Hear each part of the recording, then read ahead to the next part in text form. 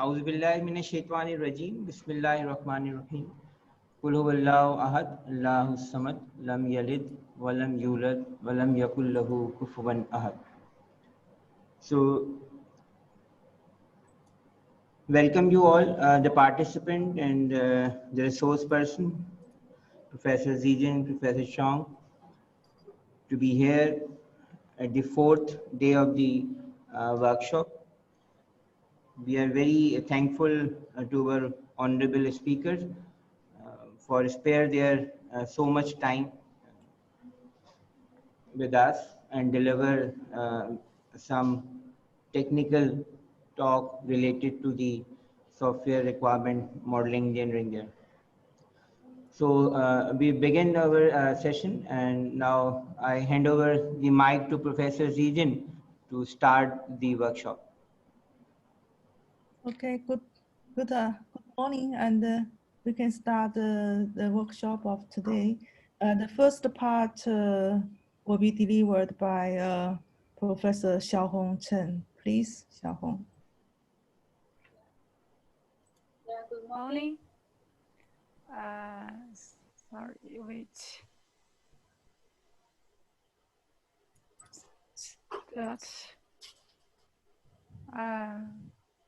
Sorry, wait for a moment.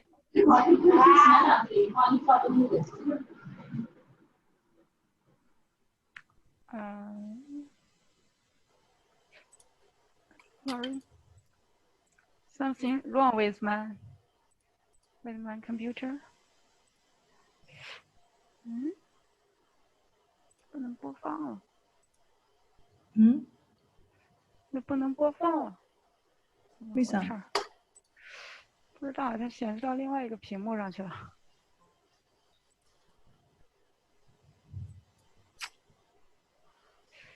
这是怎么回事？你坚持一下吗？哎，可以了。等一下。但是是那个演讲者模，这可以了，可以了。Okay. Good morning. Sorry. Let's begin today's topic. This topic is including two parts. First is about the safety requirements pattern and the verification. The second is requirements for smart spaces.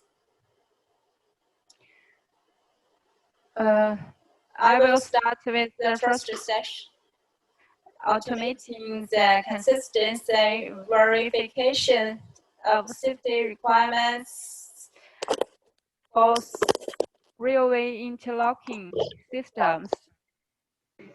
And this is the outline of our work. First, I will introduce why we do this work. The second is introduce some preliminaries. The third is define a pattern language called Cfel. We will introduce the syntax and the semantics of the work. Sorry.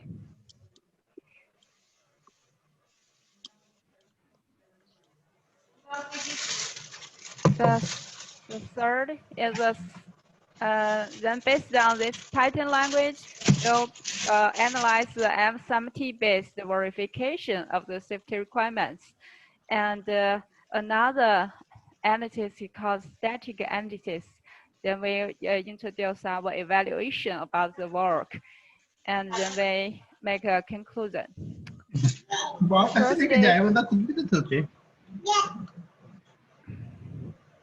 I have any questions? जिया के यहाँ तुम्हारे उसके थे किसने हाँ madam के हार का वही है Do you have any questions?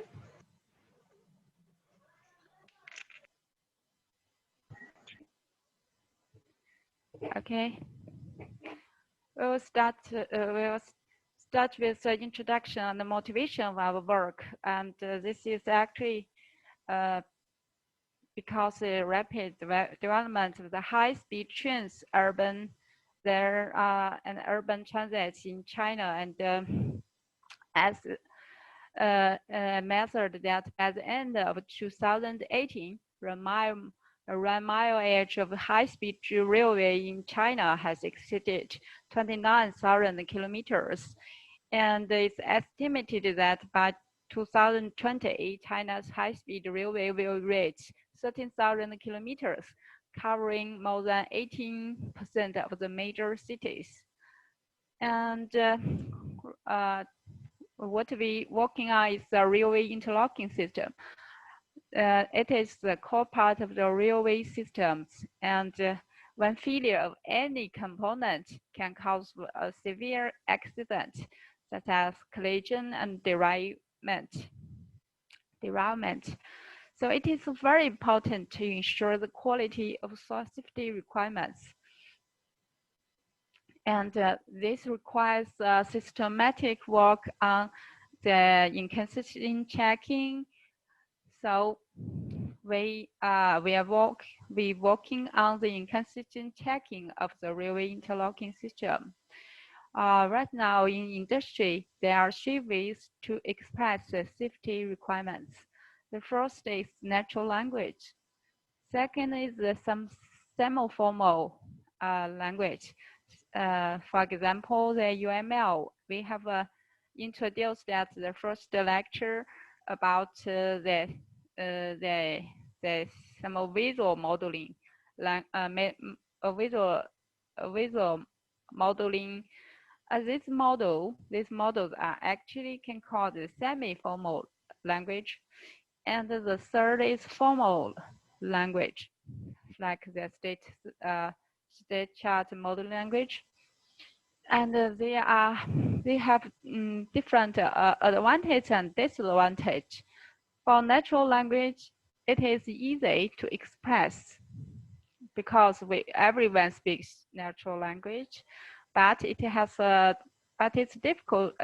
Its disadvantage is that it's very difficult to verify because the natural language has the inherent ambiguous. The second about the semi-formal language, such as UML, it is a visual expression, so it's the second easier to master, and it can be tested. But its disadvantage is that it lacks the precise analysis. The third, the formal language. Actually, the formal language provides precise and automated analysis. This is the advantage, but the disadvantage is that it's very difficult to understand it, to use it. So here is the 3 ways to express the safety requirements in industry now. And actually, for the safety domains standards such as EN 50128 of 129, they strongly recommend we should use formal methods to do accurate analysis for the quality of the safety critical systems. But existing situation that is most of the companies are using natural language to describe their requirements. And actually, our work is done with a company called Ccsl Limited. This is a very resourceful company in China. It covers about 70% market share of signaling systems in China, and they have started using formal methods for over 10 years, but its English is still using its document, its requirements is still written in natural language. So it is very difficult for us how to bridge the gap between the natural language and the formal methods for accurate analysis. And to deal with it, we have many difficulties. First is the system are usually very complex, and the complex is not a good thing because in formal methods, complex may lead to state explosion, which means the method can't be used. The second is the natural language, how to transform this natural language to formal language. Maybe someone may think why natural language is ambiguous. So you don't know what you are seeing, or someone listen to you and may have different understanding. But formal language is different. Formal language using mathematical signals, so it is precise. So how to transform the people, the natural language they are writing on the document and into the accurate formal or mathematical expression. And the third is in safety requirements in the document provided by the Ccsl company. Actually, we find there are many states and events, and they are not only belongs to safety requirements, which means they have some characteristics that belongs to safety, but also there are many time constraints. And how to express the time constraints and how to express the state and events and their relations is usually used in safety requirements. That's the third difficulty. And the fourth is we need to automated and accurate analysis. To deal with this, we get up with a solution, not to accurately a series of solutions. The first day we use formal representation. By formal representation, actually we are using the pattern language. Pattern language is not proposed by us, but they have been used to bridge the gap between the natural language and formal language. And what we are seeing is we define a new pattern language to bridge the safety requirements, natural language, and its formal representation. By formal representation, here we use the Cloud Constraint Specification Language called Ccsl. And this language is used in the real-time embedded system. This is particularly useful or suitable for the railway transformation systems. So this is the representation. A second is based on this formal representation, we need to do the automated analysis. And for dealing with the complex, first we support the modular system, which means the railway system actually can be divided into many module systems. In each module system, we can use the formal method. By formal method here, we're using the efficient SMT-based model checking. This is model checking is a very famous informal method. And this belongs to dynamic analysis. And the third is we are using scalable algorithms to do the analysis in the complex systems. And these algorithms are usually static, so we call them static analysis. And I don't know whether you understand the difference between dynamic and static. Dynamic analysis actually refers to the system you need to run the system or simulate the behavior of the system to do the analysis. And the second, the static analysis, actually you don't do that. So I'll illustrate how we do this inconsistent verification. First, I will introduce the formal language we have used. It's called Ccsl, Cloud Constraint Specification Language. This language actually is a normative language connected to MATI specification. MATI is a modeling and analysis of real-time and embedded system. It is issued by OMD, a standard modeling organization. And this has been a standard modeling language for real-time and embedded applications. It has expressive time model. And the Ccsl is an annex to specify constraints based on the clocks of a model. So what's inside of Ccsl? About the time model, actually they use clock to do that. A clock is actually a model giving access to the time structure. Usually, a clock can be defined as a three tuple. The first is a set of instances.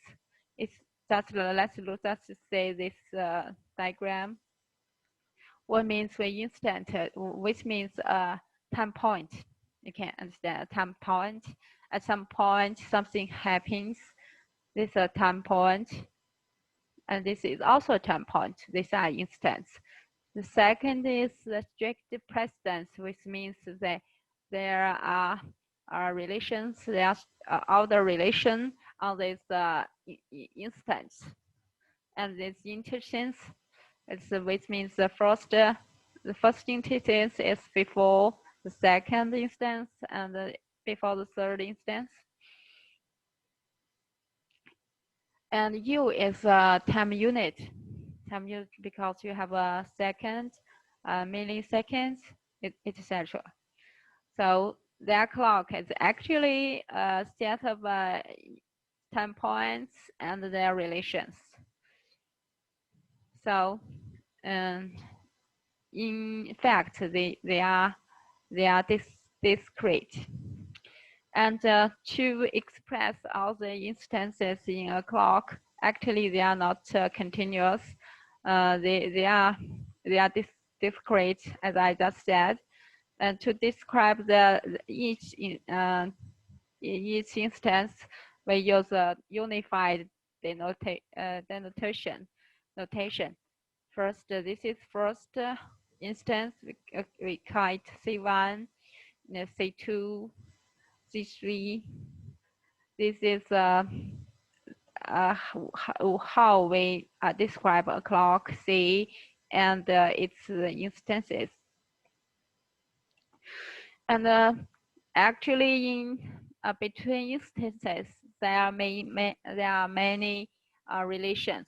Here it specifies three relations. The first is this one strict precedence, which means it's before, and there's no not including coincidentally. Coincident, which means these two instances happens together. at the same time. And this is, he must be before this one. And another one is the precedence. Precedence actually is also include the before and the coincidence, which means the symbol is like this. So based on all the instant relation, actually we can define all the instances in a clock. For example, this clock C1 and the second clock C2. If they have each of the instance have a regular rule, then we can define this relation as a relations among the between the clocks. So these are called clock constraints. Like we can define that this C1 strict free C2 means for each instant C1 the first, and it's before the C2 the first. C1 the second is before the C2 the second. So similarly, for each, it is before this one. So this is called strict free. And also, we can have the others. I don't want to explain all of them, but I only want you to understand that the clock relation is actually have some rules on the instant relations. So, and the Ccsl, actually we have developed a tool called Ccsl. Ccsl can analyze the Ccsl constraints, and it can translate the Ccsl constraints into SMT formula. Here it has D3 is a very famous and efficient SMT solver. And we also support CVC4. And as the SMT could effectively mitigate state explosion problem in model checking, Ccsl is very effective. And Ccsl supports many kinds of analysis, including the validity proving, trace analysis, deadlock detection, LTL model checking, and schedulability analysis. In our work, we're using schedulability analysis to check the consistency of the requirements. So let's go to the first part of our work. It's called Python language Cfel. First, we do the document analysis. In fact, there are some documents given by the Ccsl company. From the Ccsl company's document, we found there are two patterns of the safety requirements in form. They are if something, then something, or when something, do something. So they have only these two kinds of forms. And as to the complex of the requirements, actually we classify them into two kinds of sentences. The first is the basic sentence. The basic sentence means that each clause only represents an event or a state. The second is the complex sentences, which may include complex clauses, and each clauses may include composition of multiple events and states. And to further analyze the sentence, we find in the if-then pattern, It's like that the if clause specifies the conditions and which the then clause occurs. For example, if all the track circuiting the route is locked, then the route is clear. The second, the when pattern, they usually use the when clause to describe time, describe the time to trigger something or to do something. And the when act clause actually describes an event will occur or a state start or a state finish. It's like when a switch receives the manual lock command. This is the time when he receives a command, and in 30 minutes, milliseconds, it will be locked. It will be locked. It is a state. So this is the two patterns. And in the basic sentence, actually we found there are four kinds of relations. The first is state-state relation, which means if a clause, this clause is a state, and then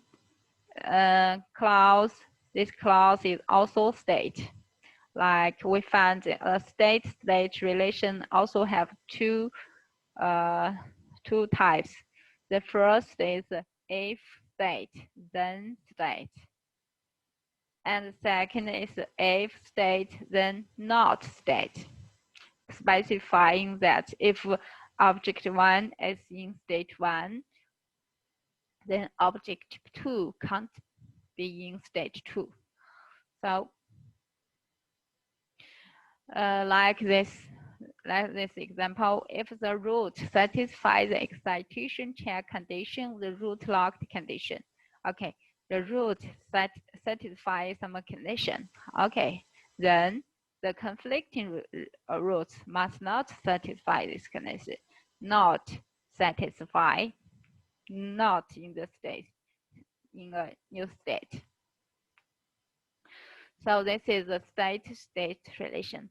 Similarly, we could find there are state-event relation, event-state relation, and event-event relation. And here are all the typical expression and examples. And for the state event, usually, for example, this one, if the switch is not locked, then it only receives the move command. The switch is not locked, which means the switch is unlocked. This is a state. Then it only receives the move command. This is an event. So we have if state, then event. And also, I think very important is in the safety requirements, you always say you can't do something. Here we have not state 2 and not event 2. And for the event state, which means if when event occurs, then state occurs or not. And the last one is the event. Event, actually, this could be, we could borrow the notation in Ccsl, because in Ccsl, it has clock. Actually, these clocks are not, can be logical clocks. And this logical clock can be an event. And the time point is each time that an event occurs. So event relation, actually they mention the relation in Ccsl. So we could use notations directly from the Ccsl. Okay. And earlier we just say about the basic sentence. Then that as to the complex sentences, we find there are two kinds of relations. The first is complex relations. The second is composite relations. And the complex relations, including actually means existing complex conditions with multiple states joined by AND, which means if object is in state 1 and object 2 is state 2, then object 3 must be in state 3, which means this is a conjoint of the two states. And also we can have if state 1 dot state 1 and state 2 dot state 2, then event 1. And we also have the OR relation, which means any of these conditions satisfies, then the cause occurs, the consequence occurs. So we also have if state 1 or state 2, then state 3. If state 1 or state 2, then event 1. And for the composite relations, actually it is compositions of if clause, then clause, and when clause using conjunction word and all. So that's no need to analyze it. It's only need to decompose it into basic sentences. For example, this sentence in green color, if object 1 is in state 1, when event 1 happens, object 1 must end state 1, and it must be in state 2 in T1. This sentence actually can be decomposed into two sentences. First is if object 1 in state 1, when event 1 happens, object 1 must end state 1 in T1. And second is when event 1 happens, object 1 must be in state 2 in T1.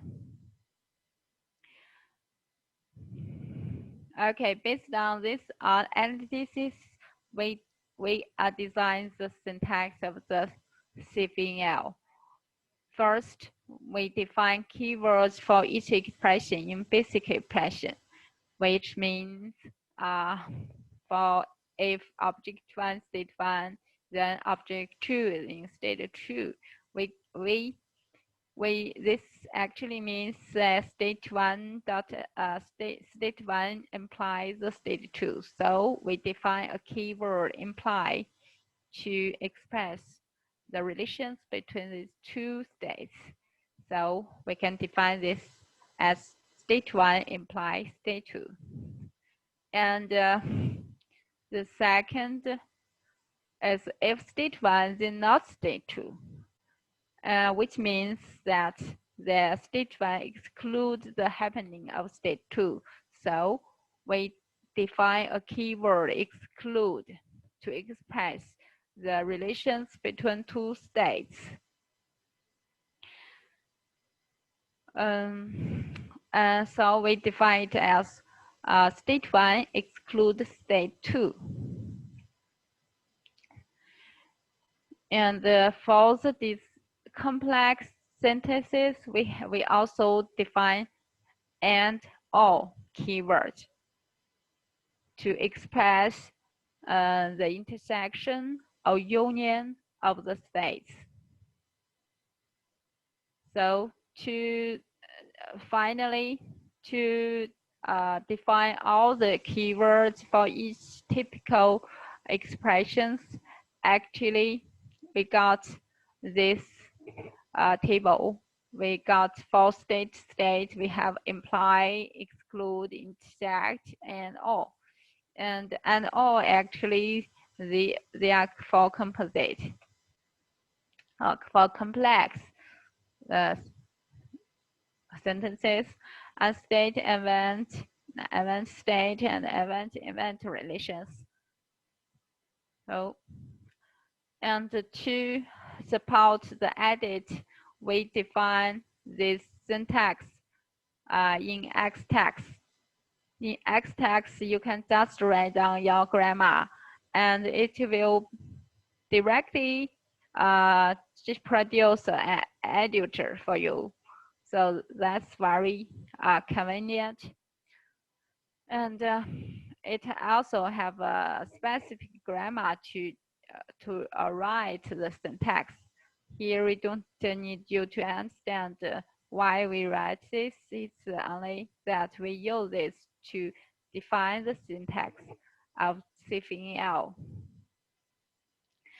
And after the syntax, actually we design the semantics, the mathematical semantics of Cfel. And we start with implied relation. The first is S1 imply S2. This means we can just direct at the picture. From this, we can mean that, which means if S1 exists, then S2 must exist. But we couldn't say if S2 exists. For example, here, S1 couldn't happen. So imply only means that for if S1 exists, S2 exists. But how can we to express this? We want to use event relations to express this, but state is actually including many billions or thousands, millions of events. It is countless actually. So we just take two parts to express. The first is the S2.S, ST2.S, which means the beginning of the state S2, and S2.F, which means the finish of the state. We use each of it to express a start event and a finish event, and use their relations to express when they will happen. And for this, we could say S1.S must happen before S1.S, and S1.F must happen before S2.F. So using this, we actually can say S1 implies S2. That is also to say S1 imply S2 means these two mathematical notations. The second is exclude. S1 exclude Si, S2, which means S1 and S2 can't happen together. So it is either S1 happens before S2 or S2 happens before S1. So to express that, if S1 happens before S2, then we can say the finish of S1 must before the start of S2. So we can write S1.F happens before S2.S. And similarly, we could have the other, but they have the or relation, which means only one relation holds. And S1 intersect S2, which means that they have intersection. And this intersection, we could say, suppose S1 exists earlier, happens before, and so they have interaction, which means S2 dot start must happen before S1 dot F finish. Then, if they satisfy this condition, they must have intersection. And the state returns S2 dot S as the start of the new state, and S1 dot F as the finished event of S2 of the new state. And as to the S1 and S2, S1 and S2, which means S1 and S2 is actually the intersection of these two states.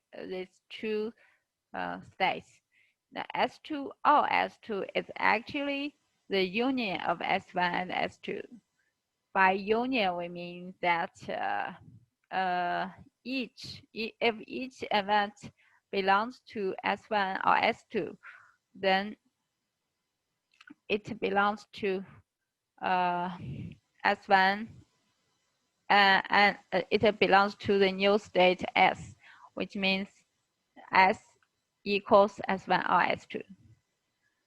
And S permit SE, permit E, which means that during state S, an event E is permitted to occur, which means this E must before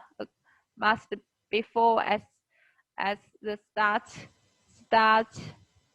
start event of S, but must before the finished event of the S.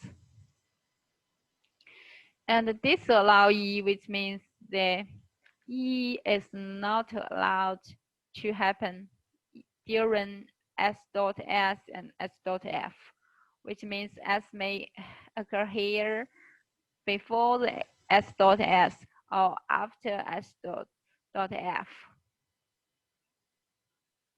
And E within 2-1 forbid E2, which means if a state E1 occurs, then within T1, within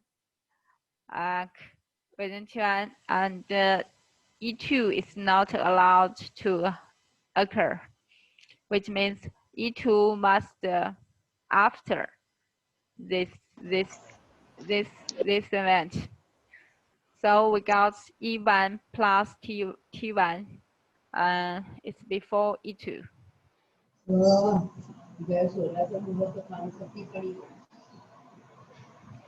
And the next is E trigger S in T1. By this means after E occurs, then in T1, S start. S as a state starts. It starts, which means the start of the state S. The start of state S is here, and then this S starts, then the finish of the state. So actually we only need to that S dot S happens before E plus T1. That's enough. And E terminate S in T1, which means state S exists and E occurs during the state S, and in T1 time, then S dot F occurs. So we got this solution. And as to E1 forbid E2, which means these two events couldn't happen together. And this is typical in safety requirements. So And we directly use the relation in Ccsl, which means E1 exclude E2. And also E1 coincide E2, which means E1 and E2 happens at the same time. So in Ccsl, they define it like this. Okay, this is semantic of Ccsl. So of Cfel, sorry. This is a semantic of Cfel with this syntax and mathematical semantics. This language could be formally defined and used. So first we want to know how to write a Cfel, how to write a Cfel sentence, how to use the Cfel language. And this actually, you need to distinguish two concepts. First is what is a state. Second is what is an event. And then you need to identify the relations between them. Actually, in the first lecture one, we have introduced a model. This model could model the relation between events and states. I hope you remember the state transition diagram. But here, Cfel can express more. It also describes the relations between among them. So here state, we mean if anything that can cause time, this is a state. For example, the lamp is on. This is a state because it can be on for 1 minute, for 1 day, right? And for the event, we mean that it occurs instantaneously, which means there's no time, the time can be omitted. For example, open the lamp. This is an event. And as to the relations among them, we provide trigger. We also have the imply, forbid, and the other. And actually, we using the keyword to describe the relations between them. I hope these keywords are very easy to master. So we give a exercise. We give a requirement about the lamp, and we put the syntax. We put the syntax here. We put the syntax here, and you may follow this syntax and write.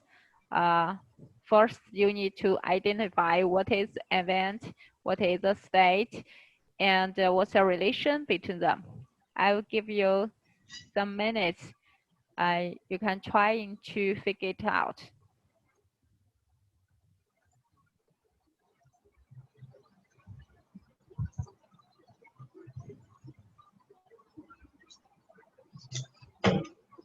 You can just use your paper and your pen.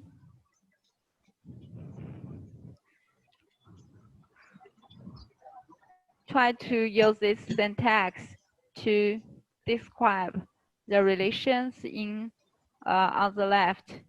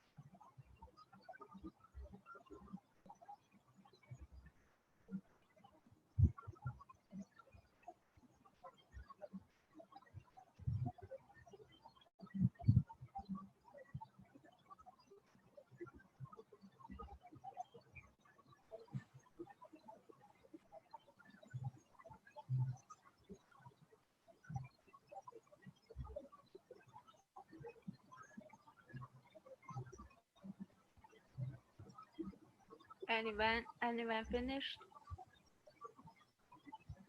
It's only 4 sentences.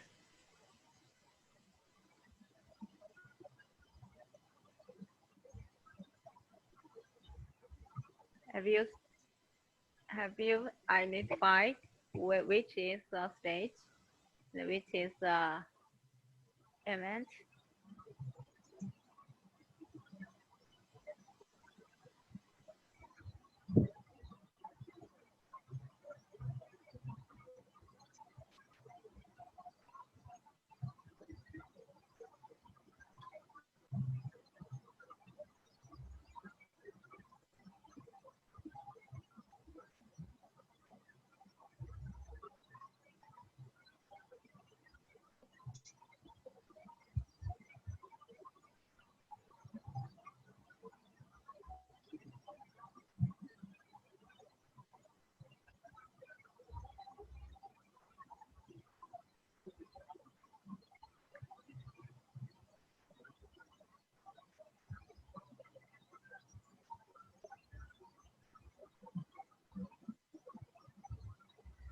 Yes, I see.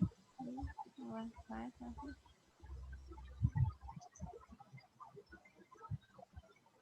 Two states. Okay. About, yeah. Is there any event? Yeah. Okay. Let's see it together. Actually, I don't know whether you noticed that the 3 days before we actually modeling on diagrams. The modeling result is all kinds of diagrams. Today, we talk about how to model using a text. And actually here, we could identify there are many entities. Maybe we call it the environment-centric. This nouns. Nouns here, the lamp, the brightness, and the lamp, a button. Here, and for the states, we can see if the lamp is on it's a state. Yeah, the brightness is above 30%. This is also a state because above 30% it may take many times. And the second is the same. The lamp will not be on. Will not be on is also a state. This is actually, we have 3 states already. And the third, the button is turned on. Button is turned on. Actually, this could be an event. Button turn on. So we got an event, and the lamp will be on within 3 milliseconds. Lamp will be on. Lamp on is the first state. So we still have 3 states and 1 event. And the fourth is button is turned on. The lamp will be on after 3 seconds, 3 milliseconds is also same. So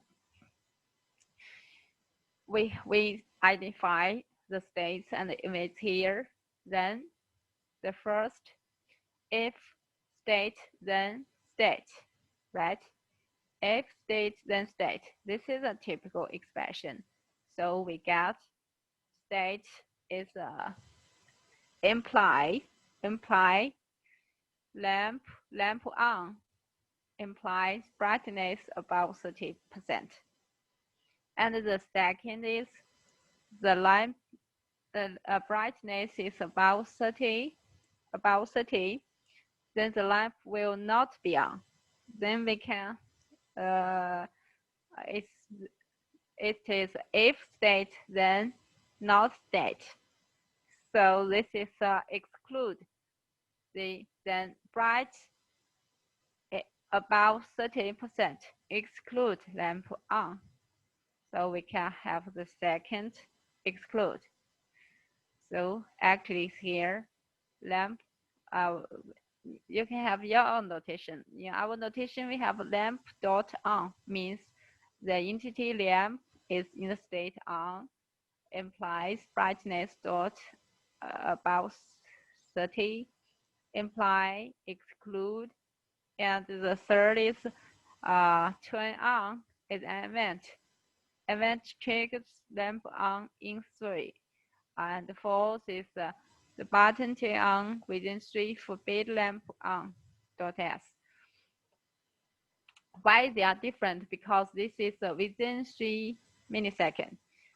And the second is after 3 milliseconds. Okay, if we get this this expression, actually we have developed a tool.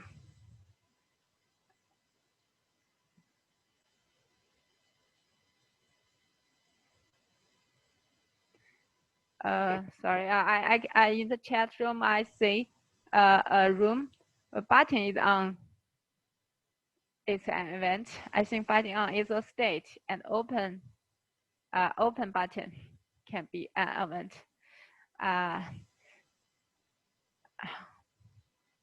Yeah, and there are also said that push a button to on it means an event is occurring. So yeah, you have a question about whether the button is turned on. The button is turned on as an event or state. We have a different idea. Actually, in natural language, it is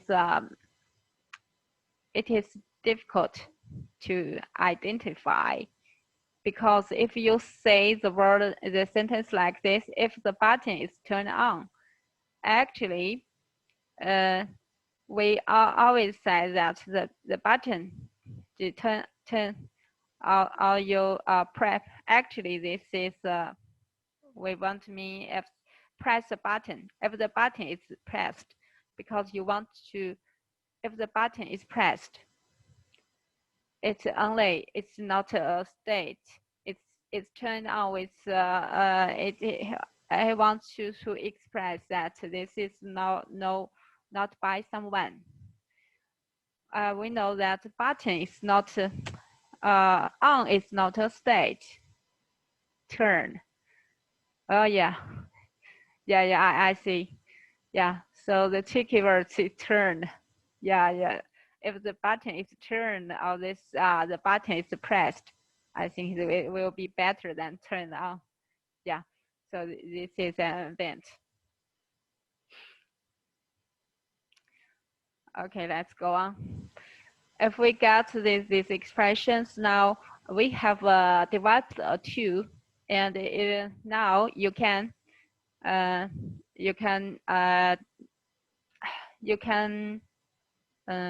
go direct to this URL, and I ask my team to write on it to show you our tool. Yeah.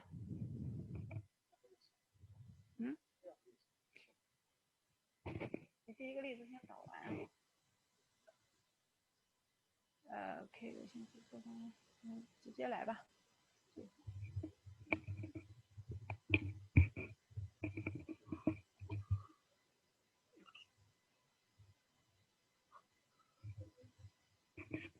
Okay, now I will show you how to use our tool to write the Cfel sentences. Now the tool is here, re4cps.org/consistent swap. First, we can create a new file. Maybe we call speech 0824. Okay, and we can write down the Cfel sentences here. First, we can get that when the lamp is on and the brightness will be above 30%, so it's an implied sentence. Lamp dot on imply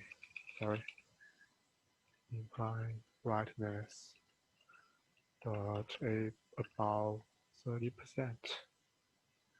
Now here the keywords will be highlighted. For example, imply, exclude, trigger, and so on. And the second is when the brightness is above 30%, the lamp should not be on. So it's a exclude sentence. Lamp dot on exclude brightness dot above 30%. Oh, sorry, here is lamp. Yeah. And the third sentence means that when the button is turned on, in 3 milliseconds, the lamp should be on. So here, button dot turned on, trigger lamp dot on in 3. And the last is the forbid sentence. Button dot turned on within 3. Forbid lamp dot on dot start. And here 3 may mean 3 milliseconds. It depends on you. You should just make all the time units be the same. It's okay. And it's the CFL sentences. Okay, now I leave you some minutes to try our tool.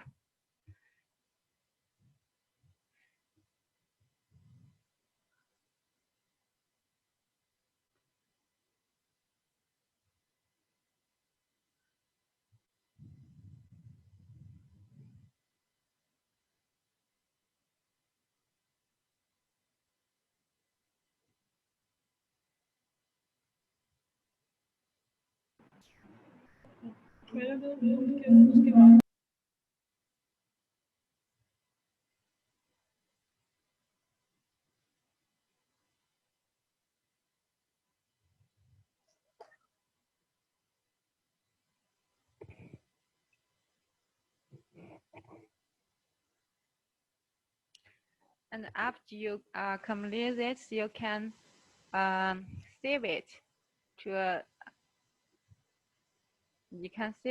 and we will use it afterwards. After we have say how to use them to do the analysis later.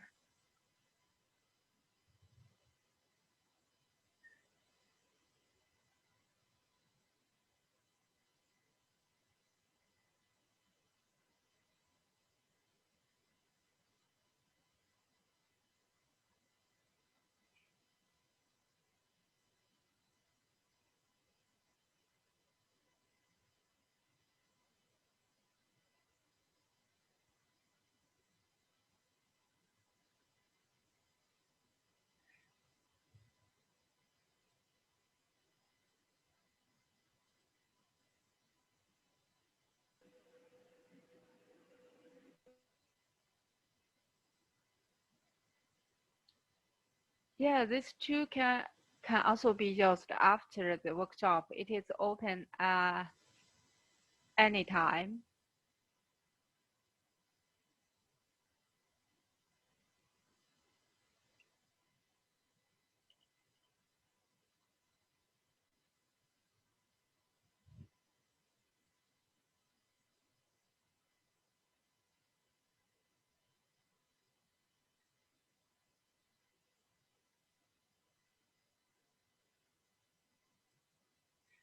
And if you have finished, I propose a new exercise, and you may it is close to the real case.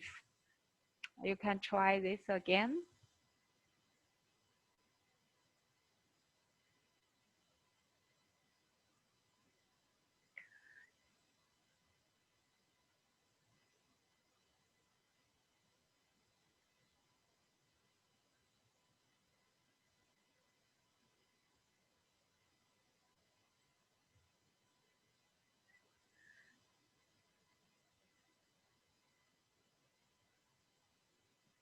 in the real world requirements, they will be much more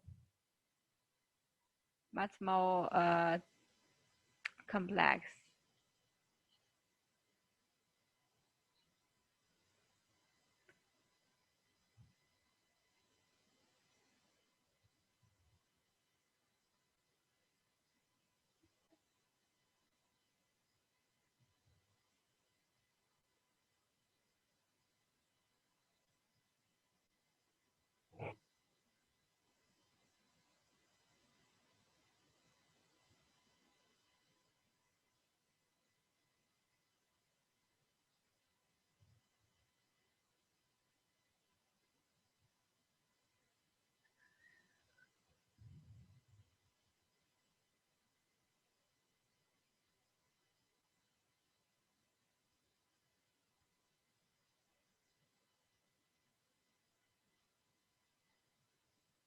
Okay, due to time, I don't think we have much time left for you to do this. Now we'll see it together. And as to this exercise, actually, if we find also nouns here, we found this first during the rule be allocated, root be allocated. Maybe there are many terms you don't understand. These are from railway systems. But I think this should be easier to identify. This is a state. Yeah. And tactile train will be running on route. Maybe you don't understand tactile train, which means the train can communicate. The train will be running en route. So the train running actually costs time. So you can say this is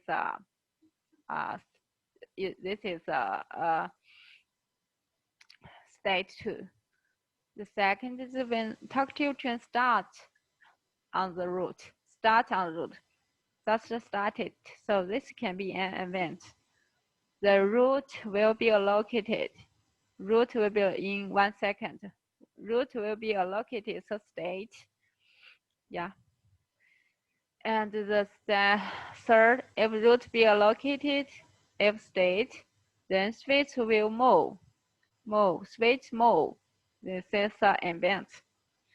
And when non-tactile start run, we think this is a event. A route will be allocated, it's similar.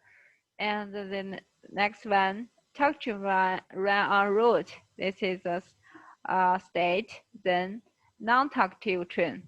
Okay, non-tactile train, which means it can't be communicated, cannot run on the route.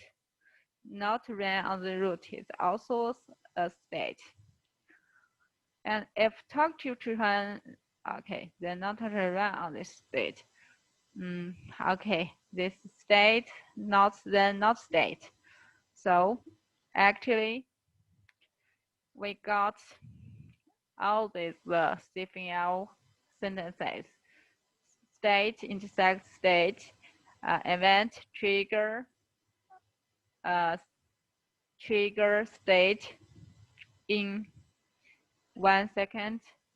Sorry. And state implies state excludes state. If you have a sorry, we want you to write it on our tool, but I don't think we have enough time. I will just show you the next. And if you are interested, we also have demo, and we have a demo in our homepage. You can see it there. And the third, I want to show you about how to express complex sentences in the real real world requirements document, there are many complex sentences actually. And for example, for this one, if object 1 is in state 1 and object 2 is in state 2, then object 3 must be in state 3. In this, we could have state 1 and state 2 implies state 3. And if object 1 in state 1 and all object 2 in state 2, then a permitted event must occur. That is state 1 or state 2 permit event. So it's and for the complex, there are also some complex sentences. For these complex sentences, I mean, you need to decompose them. Maybe in we have talked about this, but if this actually we use two sentences to express it. One, if object 1 is in state 1, when event 1 happens, object 1 must end state in T1. This can be decomposed in two sentences. Object 1, state 1, permit event 1. Yeah, which means event 1 it must occur in state, must occur during state 1. And then when state 1, event 1 occurs, then it will terminate the state 1 in T1. And for the second sentence, when event 1 happens, object 1 must be in stage 2 in T2, sorry. Then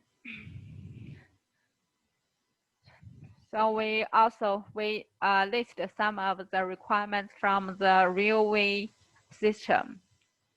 These are what they give us. And from this, you can say this sentence is very long and they are complex, they composed by many event states or their conjunction or their union. And to express them, it's a very long sentence. And I want to show you the I want to show you our demo.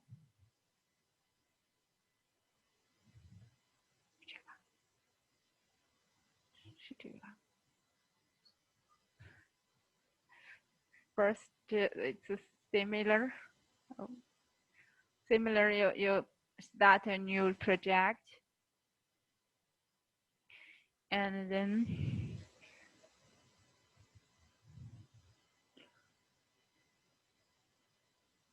the input is similar. We just say how long it is, and actually you can choose. It will be easier for you to import it. I'll speed up.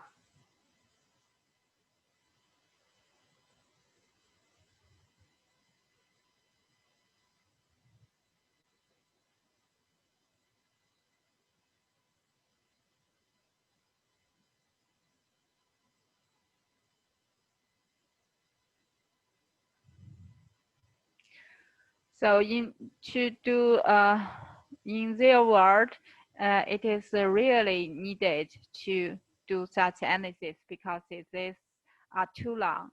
It's unnecessary for human to do this. We need automated and accurate analysis. Okay. Okay.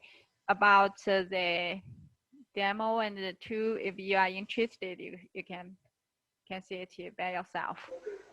Okay. Now we start to go to the first detection about the inconsistency. It's a smart SMT-based verification.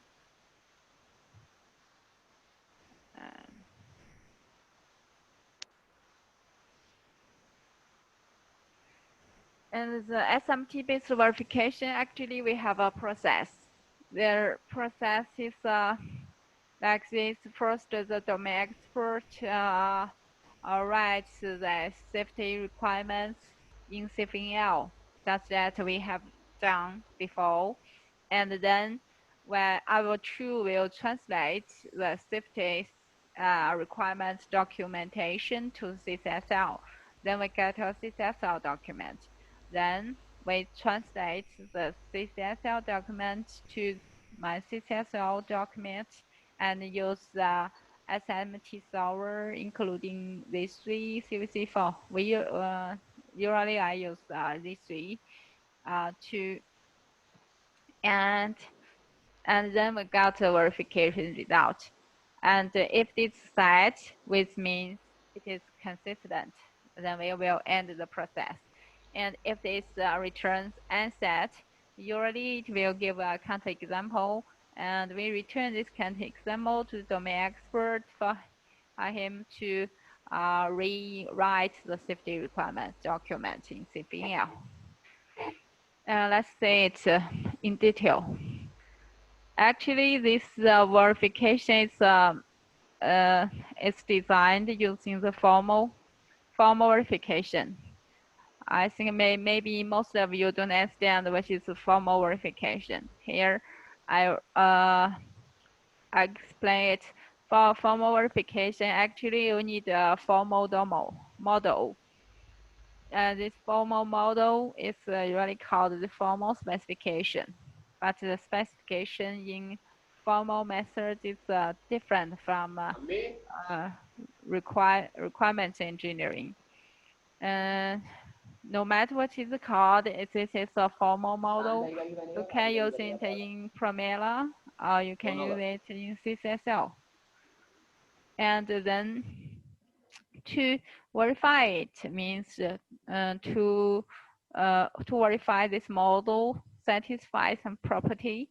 This property usually use some property description language. They are mostly they are using the temporal language for linear temporal logic or the computer tree temporal logic.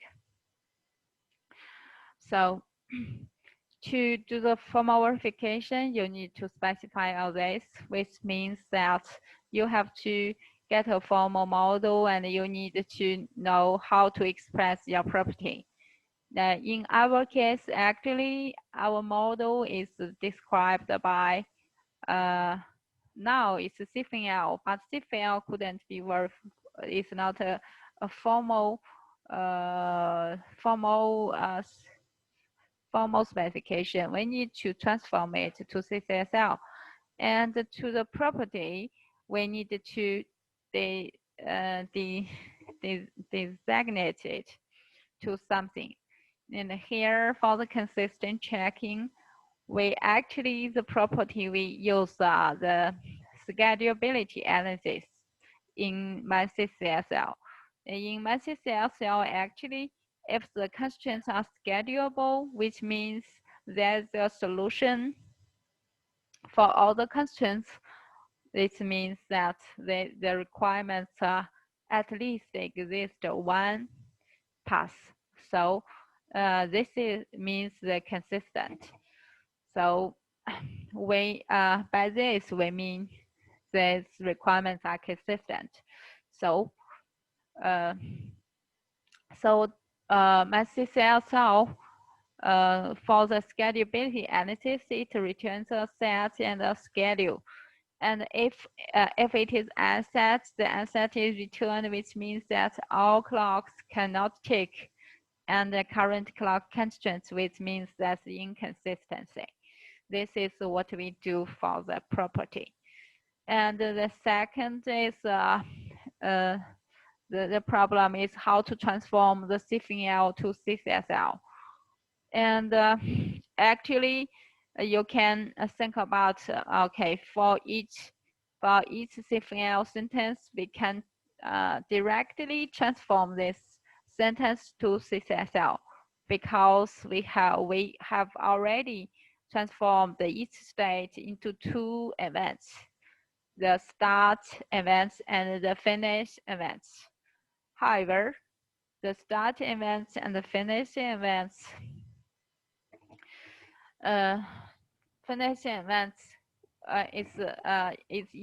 is directly can be transformed to this event-event relations, which means the Ccsl constraints. So it is not that difficult. And the second is we found that that's not enough.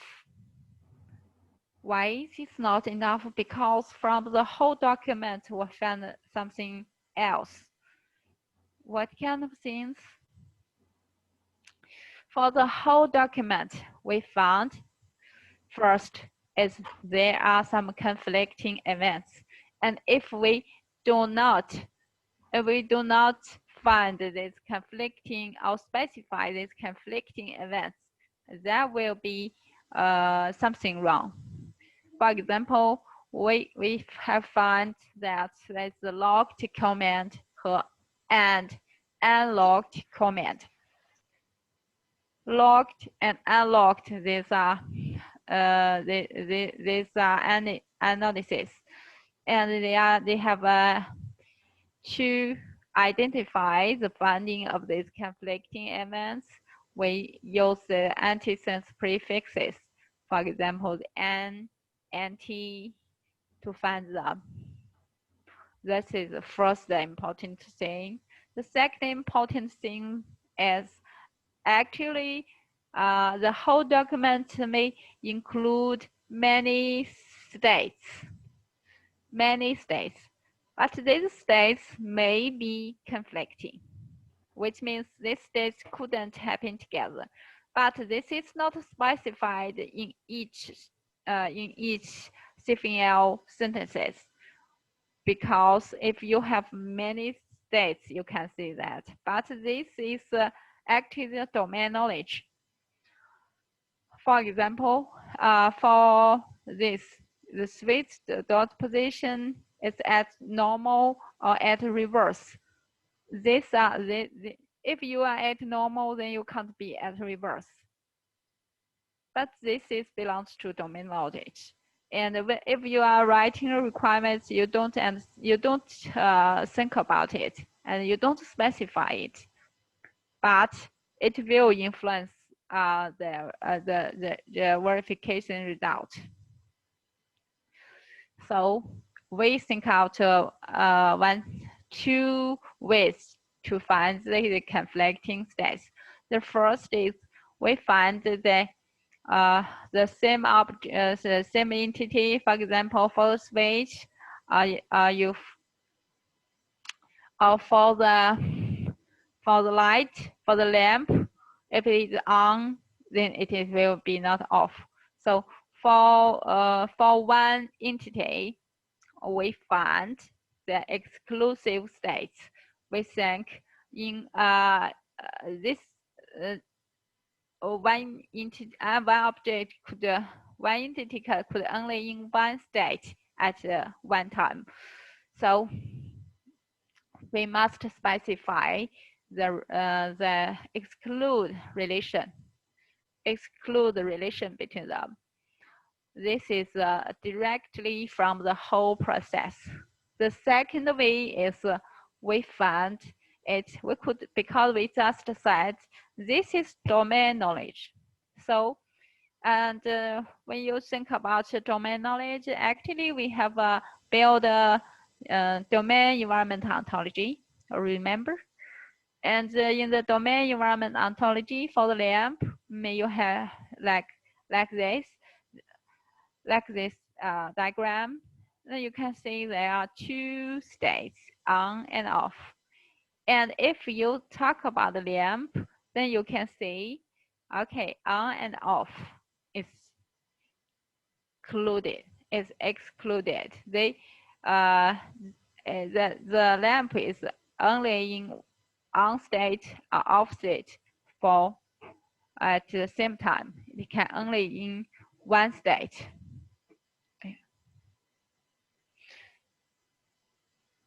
And so this is the two ways that we automate the finding of the conflicting states.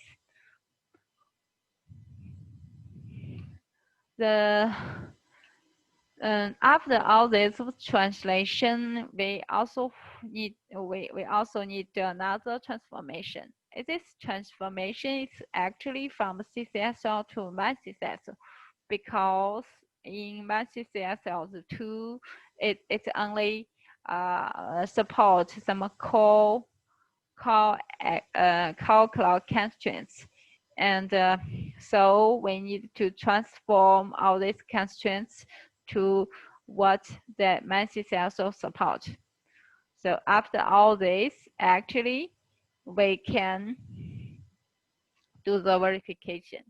So to summarize the two, actually, we have the syntax, it's text based, and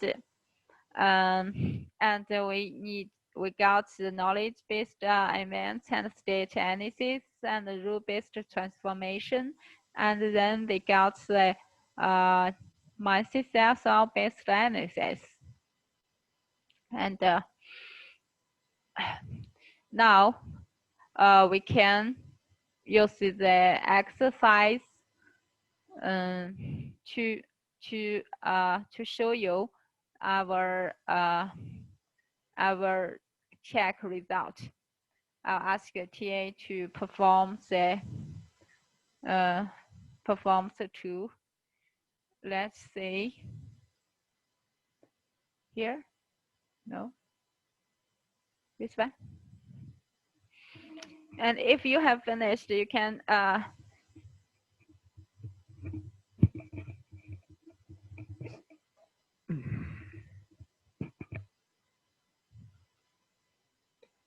maybe we should first create a new file. 直接验证可能会出问题。Sorry.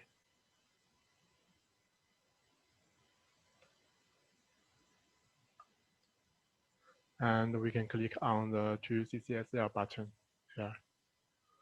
And we choose the first one. It means that when you have some antinomy, we can detect that and automatically add the exclude sentences. And then we get the Ccsl sentences.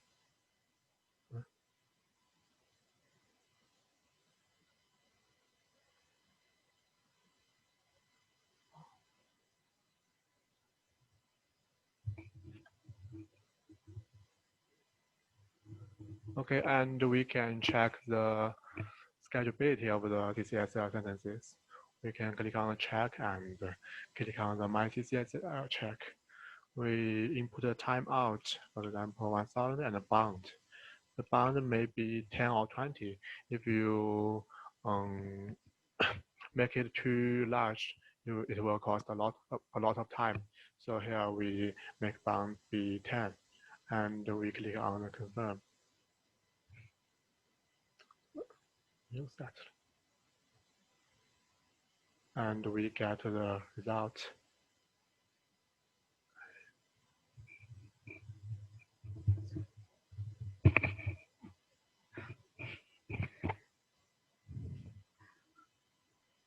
Yeah, and actually, you just say that in this two we got a resultant set, but actually, in my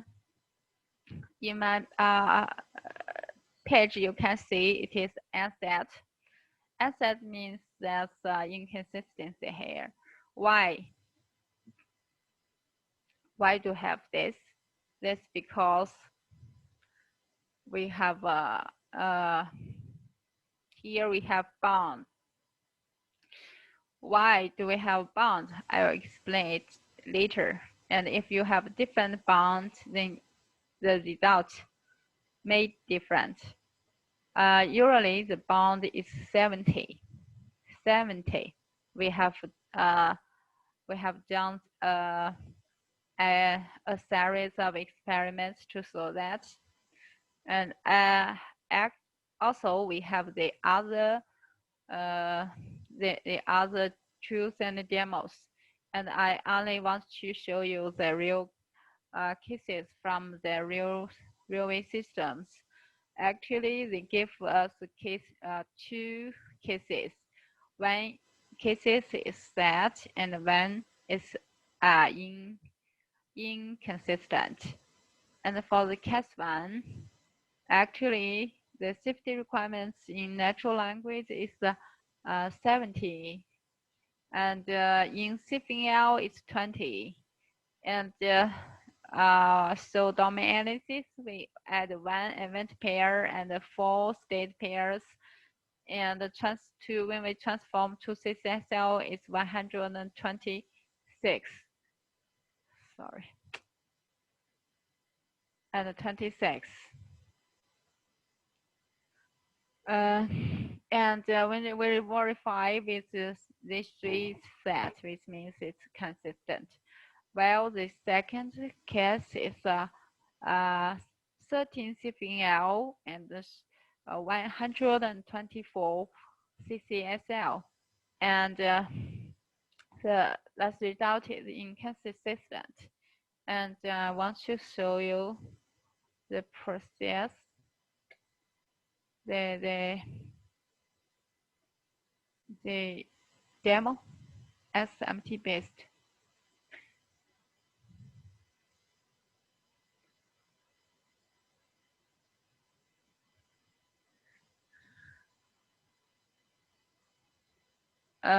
Just time out 1000 and bound you can set.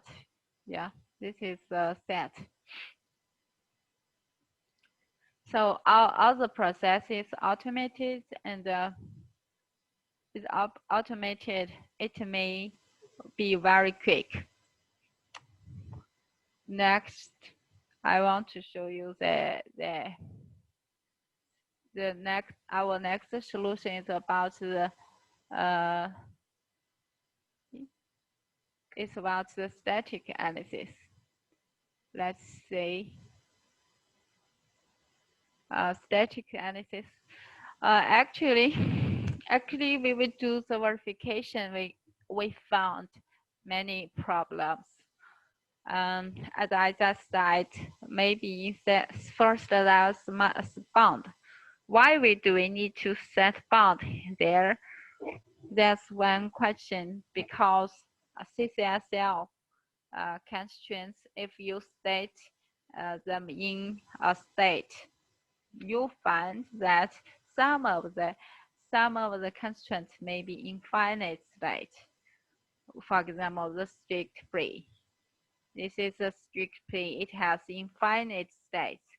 So when you mean this infinite states, which means you can never be able to explore all the state space. So to do the search, actually the formal the model checking in informal verification is to search all the state space. And if you couldn't do that, what can we do? Yeah, and in informal verification, our formal method, they propose the bounded model checking, which means that you give a bound, then there's no need to search a whole state space. But there are also some problems brought. The first is the time consumed not known, which means you couldn't predict the time you need.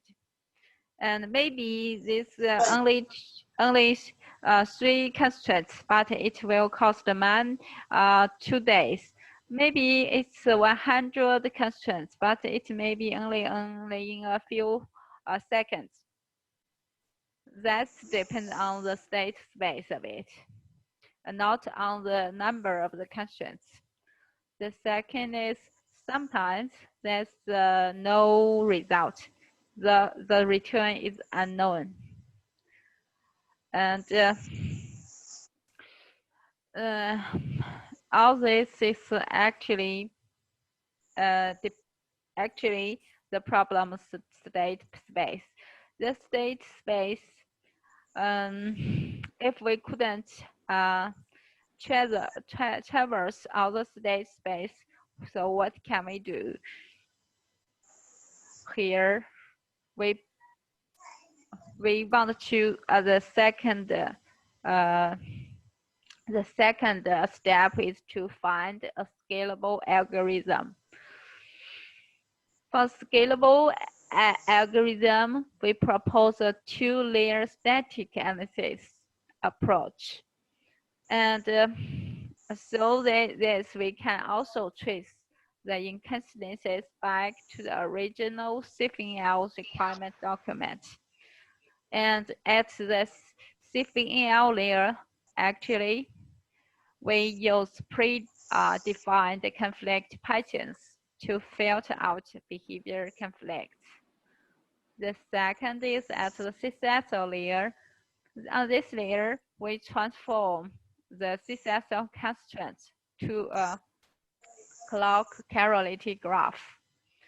And use this graph to model the correlated dependencies and search for cycles to detect the secular dependencies. And based on this, we propose the scalable algorithms. And this is the overview. And from the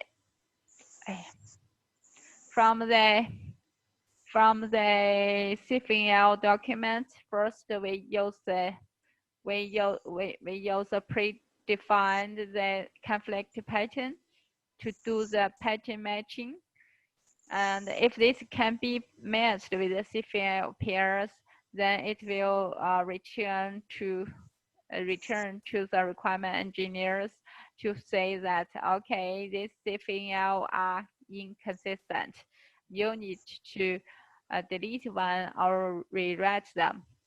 And for this, who cannot be matched with these conflict pairs, then you transform it into graphs.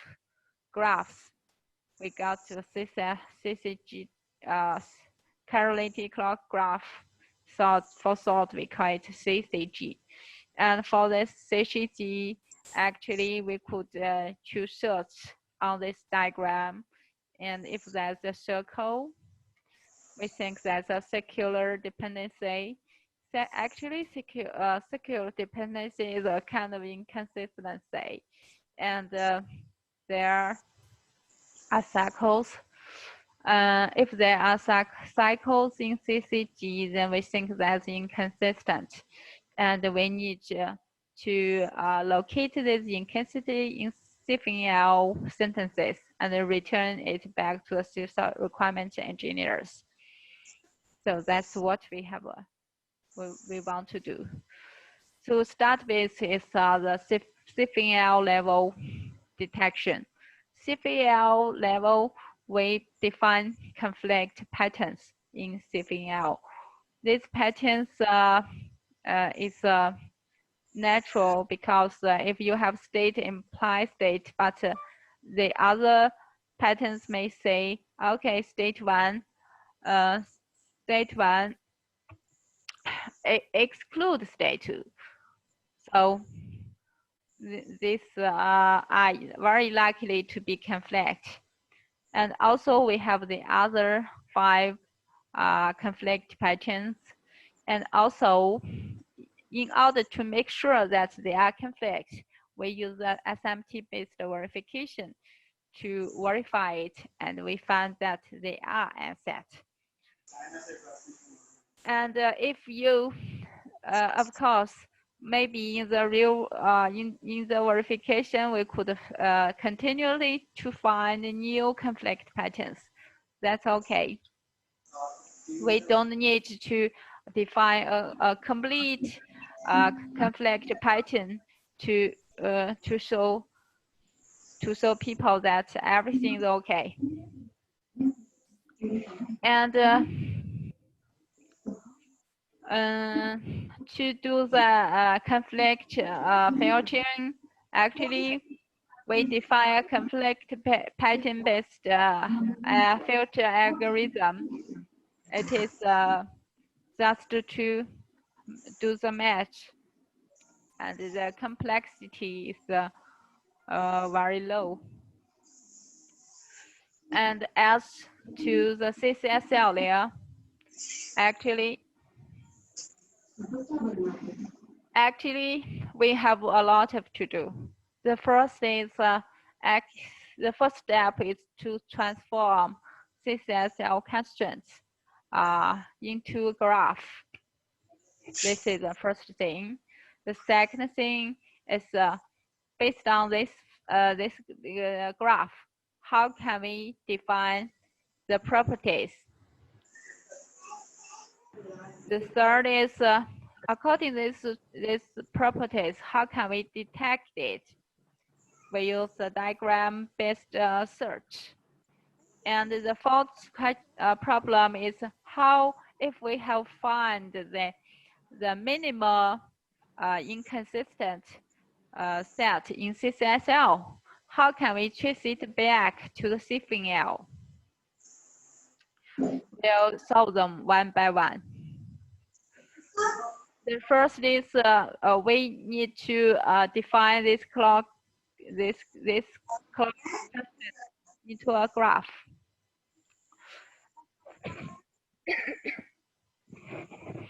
First, we define a graph called clock graph.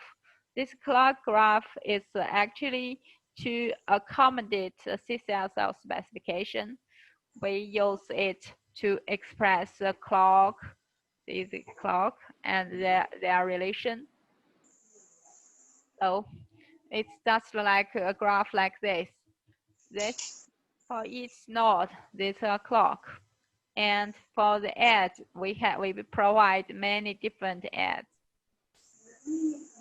The first edge is, for example, we can have the chirality, and this is precedence, and the yellow one is the union, and the red one is the exclude. Which means Ccsl constraint is equals to this clock graph.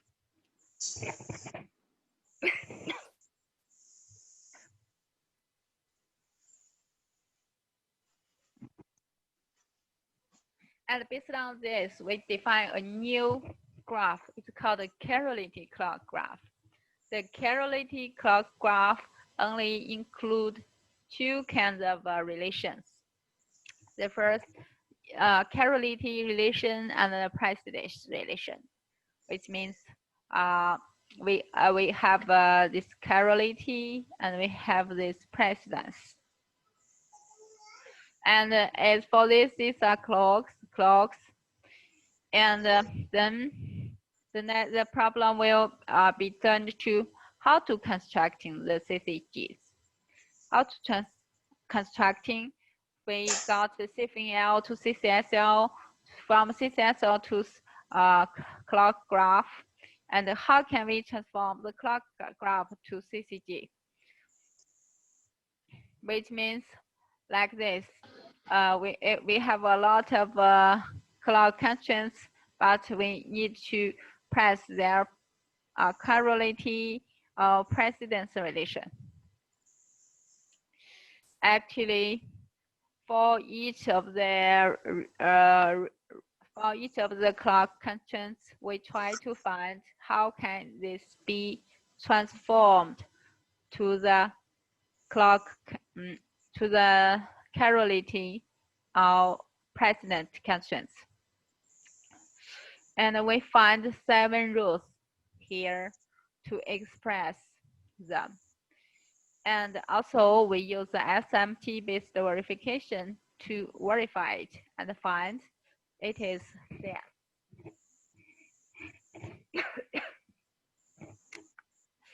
To find,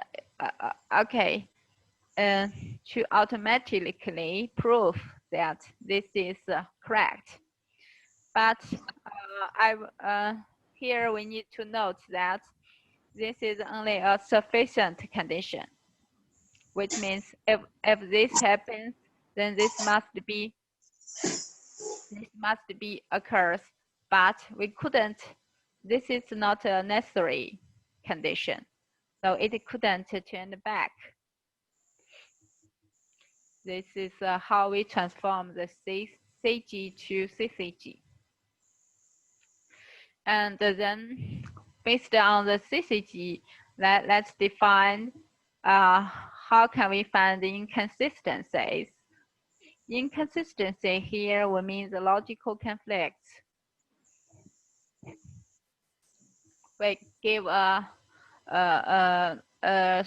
theorism, and we find that if there is a cycle in the Ccg of a Cg, which means that if it's like this, with C1 is a precedence C2, C2 calls C3, C3 precedence C4, C4 is before C1.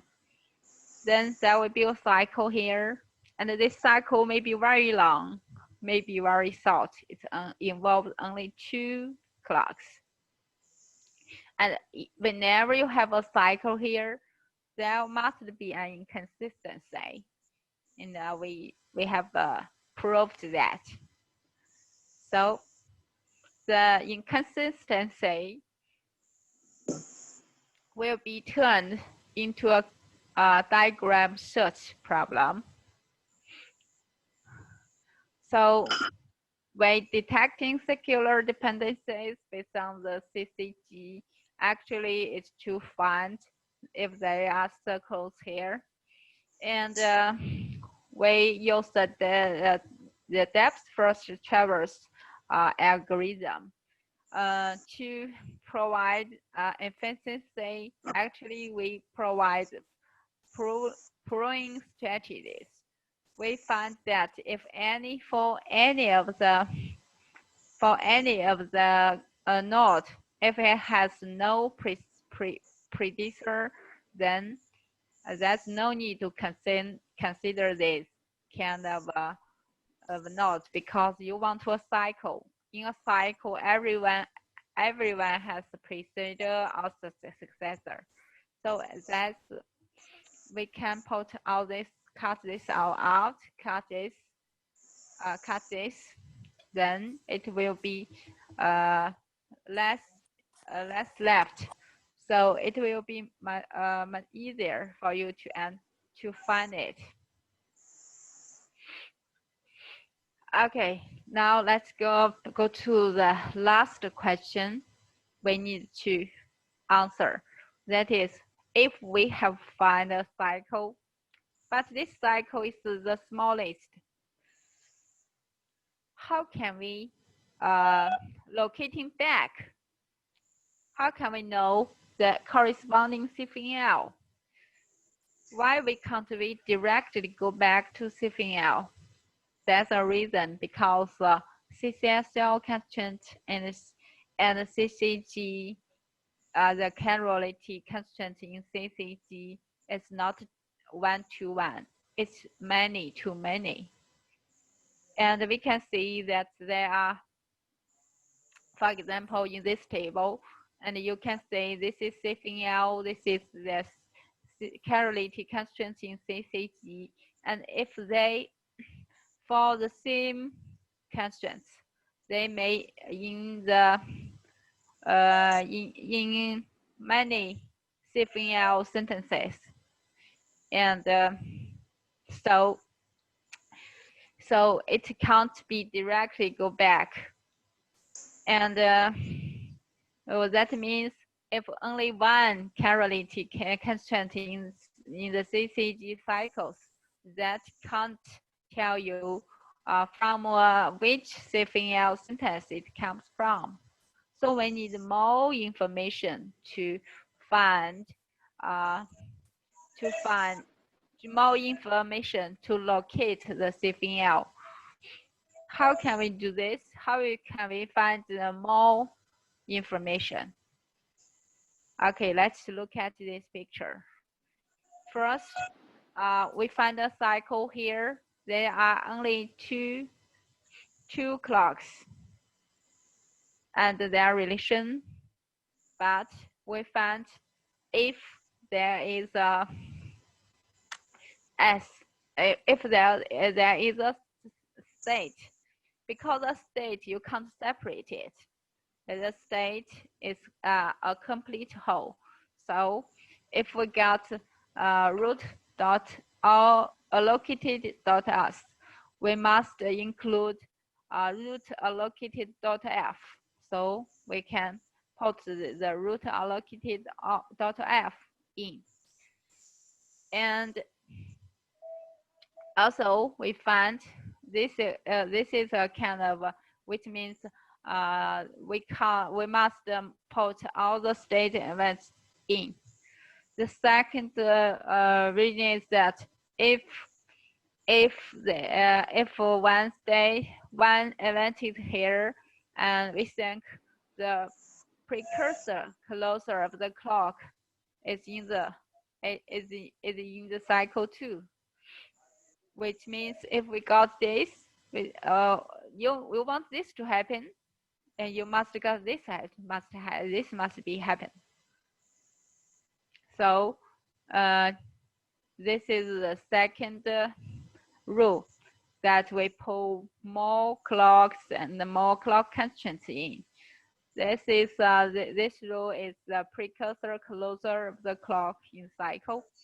So after we apply all these two rules, actually there will be there will be very large, like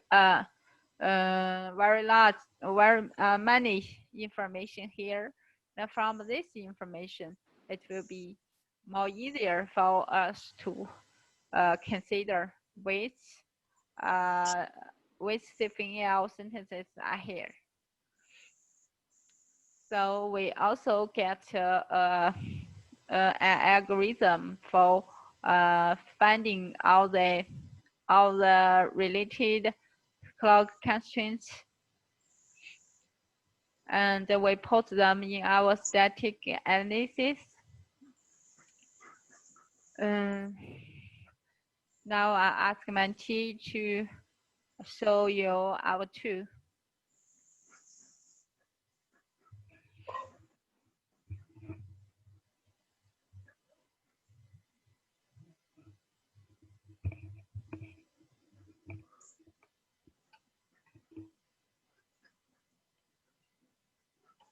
Okay, here we open the project we have created before. So, it's the sentences, 4 sentences. And firstly, we transport them into Ccsl. And we click on the check and choose the Save NL check. We can get that the first line and the second line has some conflicts. It's the imply and exclude. They have conflicts. 这要做吗? And if we want to delete the conflicts, we can delete the second sentence. 它有冲突把它删了. And delete the percentage symbol, because when you add a symbol, there will be some problems when you generate the pictures. Okay, then and we transport it again.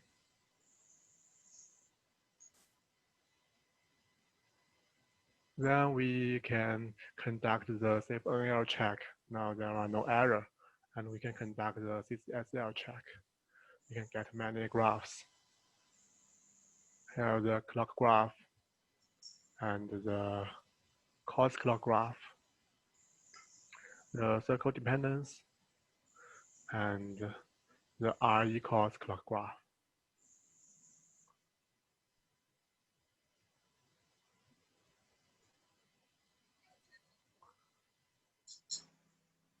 And this is the related Cfel sentences.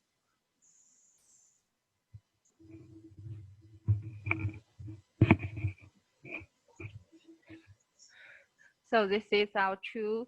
It actually we put all this automated, and you can directly get a result. The result is which set of the requirements are wrong or are inconsistent. Here we said line 1, line 3, line 2, line 3. It locates back into 3 Cfel sentences. And to show you the process, we got all these graphs, and you can see them by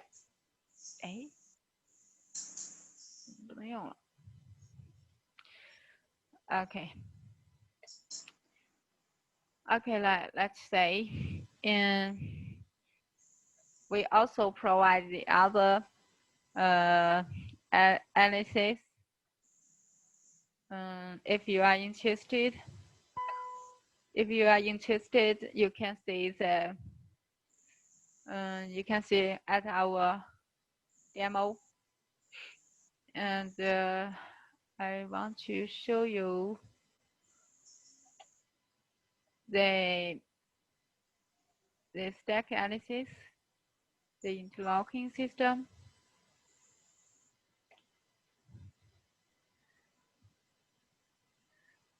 This is a real case example. Real case? No, not this one. This one is the process.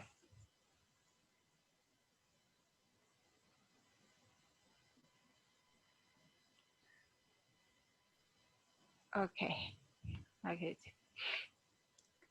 You can see it yourself. Okay, let's go to the last session, last part of the last part of our work is about the evaluation.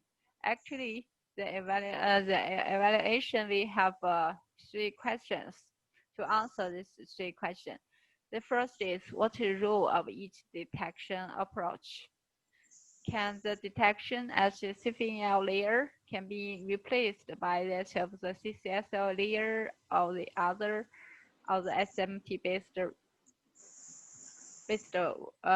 detection? The second question is how efficiency of our approach. And the third question is how about the scalability of our approach? For the first question, actually, we have we just choose from the 6 asset Cfel conflict patterns, and we found this is 4 kinds of situations. There's at the Cfel layer, it have a conflict, but the Ccsl layer, they have no cycle, and they use SMT based. You will find this asset. And the second situation is the Cfel layer is conflict, while Ccsl layer is cycle. SMT is still unset. And the 3 is Cfel layer is no conflict, but the Ccsl layer we have no cycle. This is SMT with set. And the 4th is no conflict, and the cycle is still unset. And also, we do other experiments, and we found like this. First, for the SMT, suppose this is what SMT can detect. Actually, the Cfel patterns are in the SMT-based detection, but Cfel pattern can be used because it is more efficient. And as to the Ccsl circular detect, it's like this. We could find something that the SMT-based detection couldn't detect. So actually, if anyone want to replace another one, we think the SMT-based detection can't be replaced first. The second is the Cfel pattern could be replaced by the SMT-based detection, but the Cfel pattern has more efficiency, so there's no need to replace it.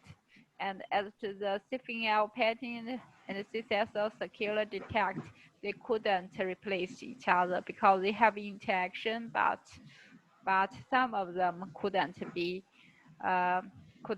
detected. And for the next question about the efficiency, actually we do a series of experiments and we found the result is in this table. From this result, we can see that the SMT-based solution, that detect time, we can say from the latest is 0.41 seconds. But we also have 44,440 seconds. So, but this is less requirements and less Cfel, but it needs much more time. So this is what we said. SMT-based solution, we couldn't predict this time. So, and also the SMT-based solution also sometimes give a result is called unknown. That's a problem. And the second, about the static analysis, we have a Cfel level detection and Ccsl detection. We could find these cycles, this conflict, and we can say the time are quite little. This is 0.006 seconds. So it's very small compared with the SMT-based solution. So actually, our static analysis, we can say that there are also this static analysis dramatically reduces the execute time cost in consistent detection. Question 3 is about the scalability analysis. For the scalability analysis, actually, we think our SMT-based solution, as I just said, is unpredictable. This is due to the state space of Ccsl. This language is NP-complete. So as to our stack analysis, actually we have done a lot of the experiments and find that there's a curve like this with the increasement of the Cfel sentences and also CCGS. We find it is increasing, not quickly, but it's not linear. Of course, basically analysis is based on the diagram search, so it is linear to the number of the constraints of the edge, but also it have some expressions The expression there may have many explanations. For example, they maybe have the operation system scheduling issue, and second, we find some of the real cases are actually they have many cycles. If you search for one cycle and you search for 10 cycles, they will be quite different. And moreover, actually, the locating back also need more time. So this is answer to question 3. To basically answering this problem is that our static analysis approach can be applied to complex systems, and we are expecting for theoretically it can be applied to any kind of system scalability. Also, we do some user study from the industry world. Actually, as we just slide, we have collaboration with the Ccsl company, and some of our co-authors decide. One is called Chen Xiang from the Urban Transit System Development Department, and the other one is called Zhou Tingliang. It is from the Platform and Software Development Department. It is now the Vice President of Shanghai branch of Ccsl Research and Design Institute. They think they give the following thing. The first is this is a novel perspective to view the safety requirements in railway systems. We never think of that before. Second is the quasi natural language Cfel. It's easy to learn and use. We also have some lessons learned for the academic world. First, if for the no matter where you come from, maybe you come from the requirements engineering, maybe you come from the formal method. We all learned that domain knowledge is very important. The domain knowledge, which means here we have some states and some events. These states and events cannot happen together. These are actually domain knowledge. No requirement analyzer will provide. No requirement provider will provide such information. And but this constraints must be included. And also, I think the tool support is strongly recommended for wider application. And these tools could be embedded into the whole model-driven development tool chain. And our tool actually is for this use. And if you have interest, we open to cooperate, and hope our method could be applied to new areas. Okay, finally, I made some conclusion about the work. First, it's about the summary of our work. Actually, we proposed a quasi natural language Cfel to describe the safety requirements. I just read that it's a textual modeling.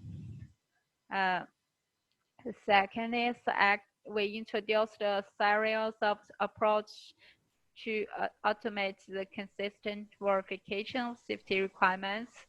It is we got the dynamic verification. This is SMT-based highway formal verification, and the diagram-based lightweight formal verification. And for future work now, we are working on efficient real-time inconsistent detection. And if you are interested, welcome to contact us. That's all for the first part. Thank you. Thanks, Xiaohong. Thanks, Xiaohong. Yeah. And then we can have a 30 minutes break. 30 minutes break. Okay.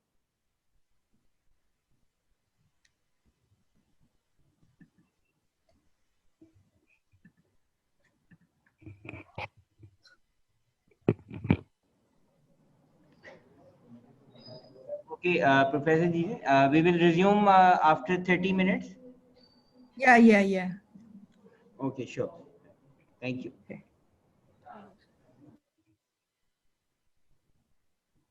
The workshop was very intensive, so and I think probably you're very tired of. So for this part, I think you can feel relaxed, and this part will give. I will talk about some of my recent work. So that is, you can just listen and don't do exercise and something. So I just want to give you some ideas about what are going on in my group. So the title of this talk is Environment-Centric Self-Adaptivity for Smart Spaces. That's the important thing is the space, because traditionally for developing software, we don't care about the space, but in cyber-physical system, for cyber-physical system, space could be a very important issue. So that's or focus on space, and also the smart. Smart is also another keyword, smart space. Why I cannot, oh, yes, this one. Oh yes, this just skip. First, I would like to tell something about the smartness and the requirements. Now, smart systems are being expected everywhere and in every industry, daily life section. I just want to give you some surveys. This survey was conducted by IEEE. Each year, they publish this kind of survey about the top technology trends. For example, in 2018, the IEEE CS developed these 10 top 10 technology trends. Yeah, in this list, you can find some keywords that can show some the smartness, like deep learning, robotics, assistant transportation, and this one is for requirements, privacy and security. So this is for 2018. And for 2019, in the top 10 list, it included deep learning accelerators, assistant transportation again, the Internet of Bodies, and advanced smart materials and devices that emphasize the devices. And also the technology for humanity. So these are related to smartness. And in 2000, for 2020, it gives 12 top 12 trends by you can see lots of things related to smartness. For example, artificial intelligence and the age, AI and critical systems, practical delivery drones, cognitive skills for robots, Lego-related implication to reflect security and privacy. That is, I mean, for cyber-physical system is an important issue for on the requirements aspect. And also reliability and safety challenges for intelligent systems. So this intelligent system, you need to consider the reliability issue and also safety. Yesterday, we just mentioned the reliability issue. So this, as you can see, more and more keywords related to smartness, yeah, in the technology trends. Okay, let's yeah, just move on. And we can show I would like to show some examples that the people wants to build. For example, the first is the smart medical sector, and they are by the internet, the hospital, the university, the doctor office, the medical lab, and also the patient can connect it with each other, and all the data can share between them, and these different people use this different data to do their own jobs, and so that kind of linkage become a smart platform for doing research, for do the clinics, and also do the hospital management, and also the medical tests. So this kind of smart medical sector, and then yeah, this picture shows a smart team collaboration. The multiple in this this diagram, this picture shows the multiple collaborative aircraft and ground vehicle, and in field survey application. Yeah, it's just the survey the field, and the sensor network work with both mobile and static nodes, and also the aircraft only face their local environment and make a decision by their own in the process of performing tasks. So for the drones, and they can only know the local environment, but they need to make their own decision on the next step. So, but they can use the sensor networks to make the signal, the data from the sensor networks to make their decision. Yeah, make the team to be smart. And also we can have a smart office building. Yeah, like this one. This is an office building, and for this smart office building, they need capability. One-step capability, like sense something, turn off, turn on. Yeah, in the example, we have tried this turn on, turn off lights, turn on, turn off the air condition, heating, etc. It's a one-step capability. And also they have multiple step capability, like arrange Roomba traveling to a specific room to make it clean. So this is abbreviates multiple action. And also we have for this kind of system, we also have two types of goals, like a simple goal, make residential to feel comfort on temperature, humidity, and brightness, etc. And also complex goal, for example, the need cleanliness of the building, fire detection, and personal grooming, privacy and security assurance, etc. So these are two kinds of goals for the smartness. And also they have another additional features, like dynamic facility connection, human behavior related, etc. So that is what we want for the smart office. And also we have already know the smart home, and make keep your home more comfortable, more convenient, more secure, while by using different kinds of sensors and actuators, and also some wearable devices, etc. And also we can have we can expect it smart manufacturing and also smart cities and also smart transportations. Yeah, in the smart transportation, you can see this. Each car can sense their environment. They are around this car, and then give the sending the signal to the ground base, the facility, the infrastructure, IT infrastructure, and to give the smart services to the cars. So that is not just about the road, the concrete road, the concrete building, not just about.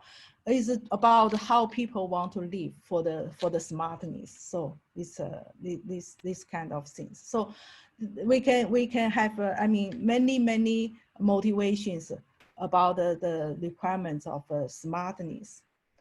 So what is smartness? And this is the words, sentences from the dictionary. The secret source of smartness come from two aspects.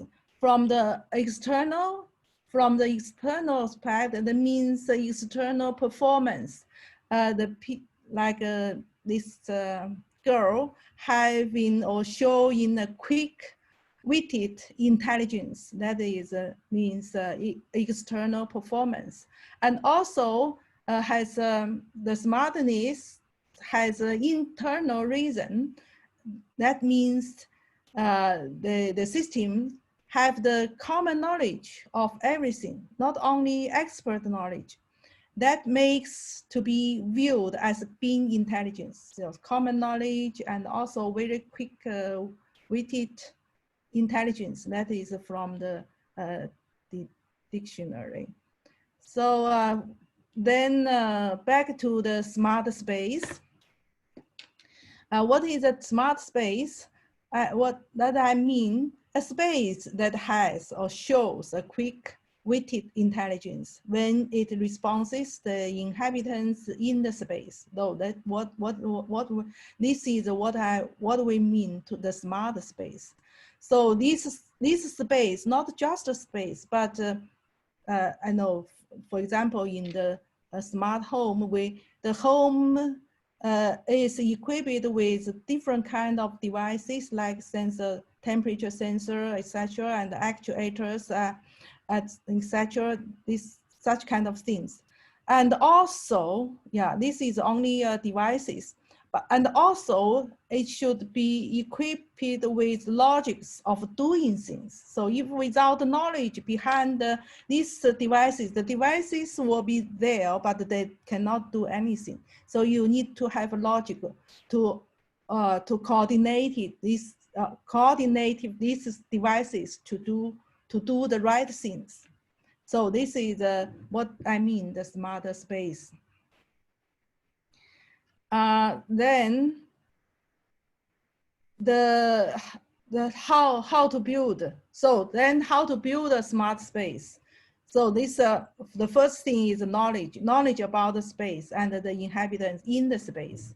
For example, then you need to design the capability that will be provided by the equipped devices in the space, and also the needs wanted by the inhabitants. So the requirements, the capability, and what the inhabitant needs in a certain situation. So this is the knowledge about the space and the inhabitants. And also you may say, we need to have a knowledge of knowledges. That means how to use the knowledge to make proper things, to make to do the right things. So this is what I mean to the smart space. So for enabling the space more smart, I mean they have a different aspect also. The first is on the device aspect. This is driven for the device, of course, the driven by a technological evolution. Yeah, if you think about, I mean, 10 years ago, we had not so many kind of devices. So that's, in that time, we cannot imagine the space can be smart. So that the device, because the technology advanced, and we can have such kind of devices to make to directly sense the space, the environment, so that that make the smartness can happen. And of the second part, the second point is of the space with smart space, devices that were driven by the algorithmic innovation. That means we can design algorithm to identify, to recognize, to understand the situation in the context, in the environment. So this way, because lots of algorithm has been invented, that led us to think about the space with smart devices can become more smarter, can become smarter. So that is two things that make enable the smartness. So then that is a precondition for the smartness of space. And then let me move on to the requirements aspect. The requirements for the smartness, that means the smart system typically they have such kind of features. The typical feature included the literary geography distribution. So this is a space. Yeah, it's obviously geographical distribution. So the scenes and the people, the distributed in the space. And the second feature is real time and direct interaction. That what I mentioned for, I mean, the device can enable the direct interaction. And also the third point is autonomous information sharing and task coordination. So from the software, from the perspective of software, the software can enable information sharing and also using the, I mean, like a process like coordination algorithm to coordinate different tasks, coordinate different devices, and then to let them be autonomous. So this is the third point. The fourth point is personalization or situational, especially for privacy and security, like in the smart medical sector example, because the data may contain some private data of the patient. Some data cannot be shared with, I mean, with person that are not related to the data processing. So this we need to keep their privacy situationally, so that to avoiding exposing the patient's data. Like yeah, these 4 points are the top level requirements of the smartness. And then we can, I mean, yeah, in fact, the smart systems, the new computing paradigm, apart from the, I mean, not only for the architecture level, this is from this sense, from 3 sense, that's becoming a new computing paradigm. Because the first point is it is environmental and human behavior sensing that led to the safe method for including human in the data analysis and the decision-making loop. Also, and we just skip the details because I think, and also the second point is the coexistence of trusted or partial trusted nodes with malicious ones, because the smart space is an open world. Yeah, trusted person or untrusted person or even malicious person can appear in the space. So when you design such kind of system, you need to think about the security issue, privacy issue, and safety issue in the same together.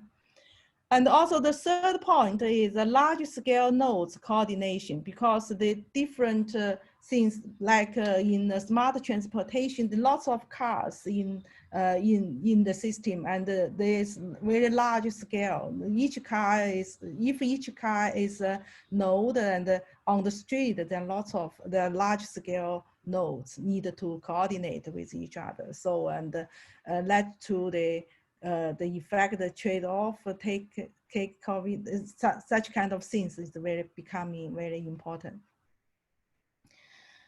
And yeah, this is just a detailed explanation about the real-time direct interaction between the system and the environment, between the human and their devices, and between humans, and also between IoT devices and the software services. All of them need direct, real-time direct interactions. So that is also requirements. And the other one is a self-adaptation. So you need such kind of system need to be able to robust long-term autonomy, and also require these kind of things. And also combine perception, cognition, communication, and actuation to operate in the physical world. And then, yeah, again, the spatial distribution. The spatial distribution means computing unit, computing goal, and also computing task, computing units, communicating. Also distributed. So not like cloud computing is centric, but edge computing means they have the computing issue can happen in different edges. So this is another, and also yesterday, no, not yesterday, the first day, some people mentioned the value-based value engineering. Yes, yeah, for developing smart system, we also need to think about the human values. Yeah, and also these slides I just take, this is not come from the Professor John Whittle's keynote speech. They divided the human values into different kinds, yeah, like this one. So this lots of end user value, and also this human value are device. So we need, when developing the smart system, we also need to, because the system, the top level goal is having the system to realize their value. So this is another thing. So all the requirements for the smart systems, and when we get it closer to the smart space, we can find the smart space combines technical intelligence and also cognitive functions to provide an interface between the virtual and the physical world. And also the aspects, the fundamental elements, they have 4 fundamental elements when we design this kind of system. For example, the first is the device, and also the services, and also the human that will be in the space, and also the space. So these are 4 fundamental elements for smart systems. this is the detailed explanation for the 4 fundamental elements device that is for provide direct linking between the physical world and the digital world, and the service deliver the functionality, and the inhabitant, you need to know their value or their inspection something, and which yeah, this is we need to think about it. And also the space, where how to distribute the service and the devices into the space, and so that they can, when you make a decision, you need to think about the distribution of the service and the inhabitant and also the device. So these are 4 fundamental elements in design smart services. So let's go into some kind of more details about these 3 features. And the spatial, like spatial distribution goal task units. And we can show you an example. This is a partial example of the medical, smart medical, like if we want to keep the privacy of the data, we can see, oh, each section has their own right to deal in the data. They can only have this kind of data, and they have this kind of data, and they have this kind of data, and they use this data to do the things. And also for the privacy goal, for example, the hospital can only read the patient's personal information for the purpose of obtaining statistics, only for the purpose of statistics. And also university can read the diagnosis data for purpose of scientific research on the disease. Yeah, this can use the data to do the research on certain disease. And for the doctor office, they have also private goal. They can only read the patient's diagnosis for the purpose of medical care with the obligation of logging the information access. So different sectors has a different privacy goal, privacy requirement, privacy constraints. So they can only have a partial. This is one example for the distribution. Yeah, this goal distribution. And also this picture shows the distribution of the, yeah, this is a real world distribution. For example, this is the ArcGIS map. Yeah, if you develop a UAV system, the drone system, they can fly in through from here to here. And yeah, this is another kind of binary map for buildings. They have, this can show some, which one is a building.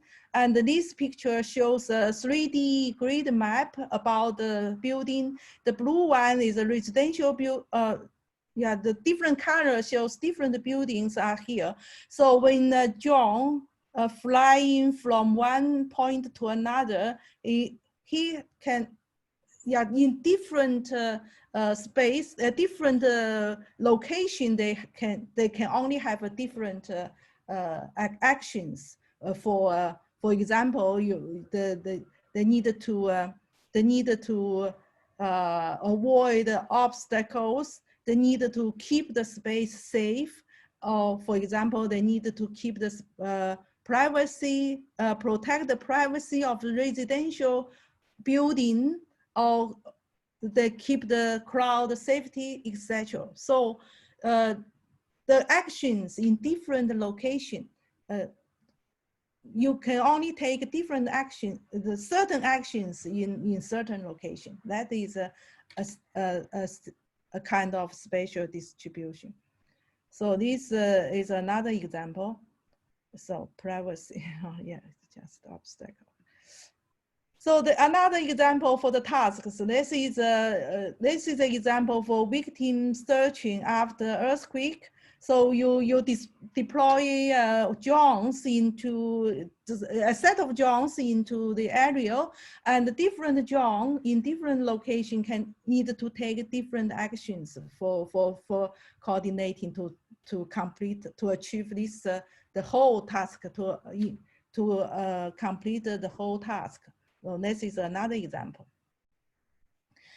So we need a method to modeling the space. So we have already seen we can use 3-dimensional terrain location layout link topology, and we can use entity data distribution. We can use a space dependent relationship among entity, etc. We can have different ways to model the space. So these are the things, and also within such kind of model we can include the space and the relationship and the place constraints to constrain the behavior, like the John behavior of the Johns something. So this is for the space. Yeah, this one is easier because we have a different kind of currently we have different kinds of devices to enable the interaction between the service environment and the human, and also so yeah, this we can just relate depend on the devices. And the other thing, the important thing is the uncertainty in the space. So we need this is a necessary concern. So this one asks for the situation aware design. So that is a big issue. I will go in to a little bit of detail about this issue. So this picture you have already seen. This is the formula for the requirements engineering. But in the open world, what I want to extend this into, because in the real world you may have a different kind of situation you can face. For example, the drone were flying out, and they can have a normal fly, or if the energy getting low, they have another kind, they face another kind of situation. So different situations they may face during the execution, and in different situations, they also may imply different requirements, and then they may require different actions that the system needs to choose. So this is a thing we need. This formula can be extended in this way, and then how to design these kind of things. I think, yeah. So this is a situational aware, means you can decide during the runtime, you can decide which situation are currently are the system in, and then if you decided the situation, you may decide oh, in this situation, which kind of requirements I need to satisfy, and then these two, one situation plus one requirements can decide one action specification. So these are the main cause for the main cause for the situation aware design. And also in the real time, we also need to think about the failure aware and the anti-attack, because of the system may fail during the execution, and during the execution there could be some enemies that can attack you. So you need to also think about this one. So that is idea for the self-adaptivity for the real system. So this picture shows the idea to deal with autonomy concern. So different kind of situation. This is a core system. That means like a drone, we can fly, you can from here plan the route or something. And in different situation, they have a different goal to the different goal, and it may imply different application logic. So for the situation aware design means you need to design a self-adaptation mechanism that will implementing the autonomy logics, and using this one, they sense the situation, and the sense the goal configuration, and then they deploy the code system into a certain application logic. That is the idea of dealing with autonomy concern. That means the situation aware design.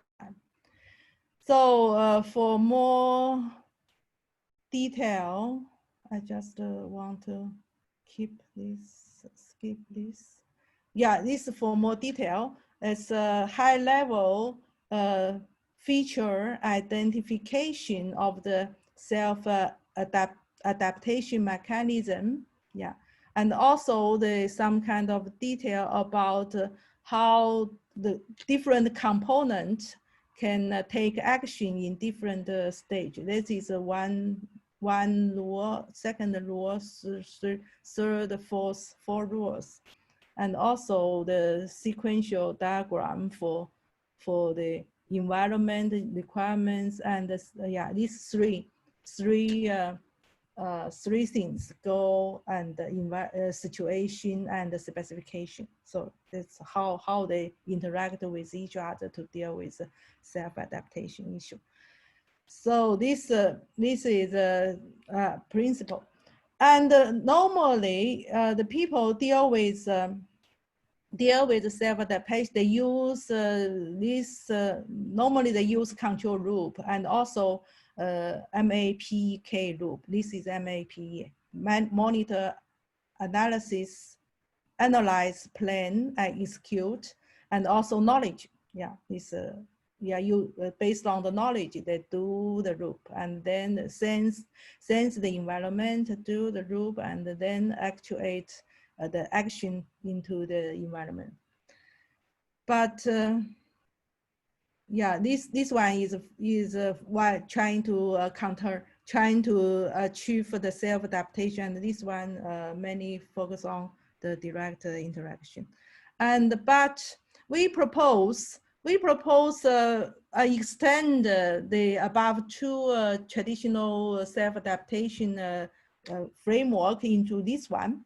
We explicitly include the environment here. Yeah, environment here, the different kinds of environment, and the sense, the monitor from the environment, and analyzing, and the autonomic controller, and the control system, and the execution into also the environment. So this, they have in fact it has three control loop.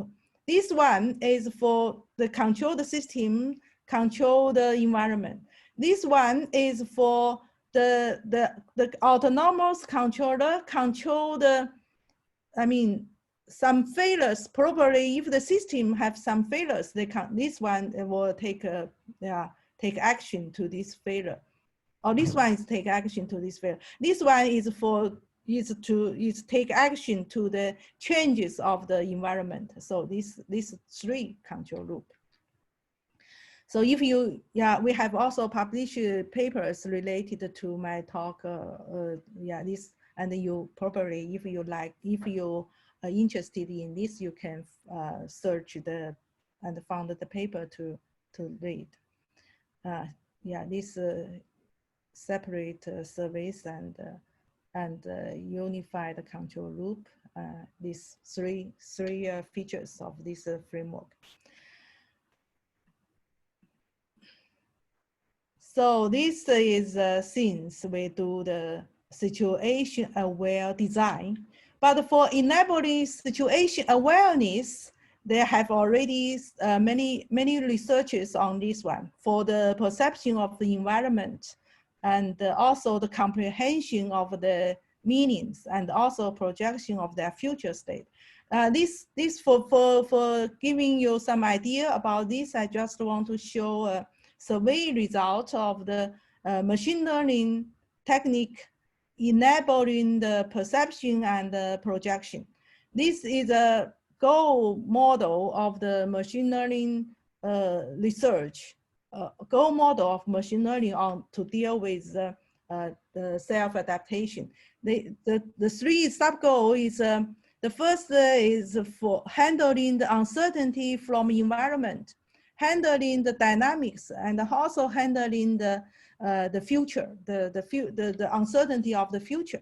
So in this one is for environment perception. This one is for environment and the services dynamics analysis, and also this one for risk, because it's for the future. So this is probably assess the risk. So there are lots of work on this one. So this you can have yeah, I have another table. This related machine learning algorithm has been invented, and also we have has a paper on this one. So this is a survey.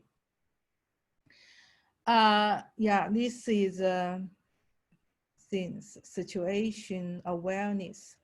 But yeah, that means not only aware the change, but also for the self-adaptation, not only awareness, but also you need to take action. I think I need to go quickly.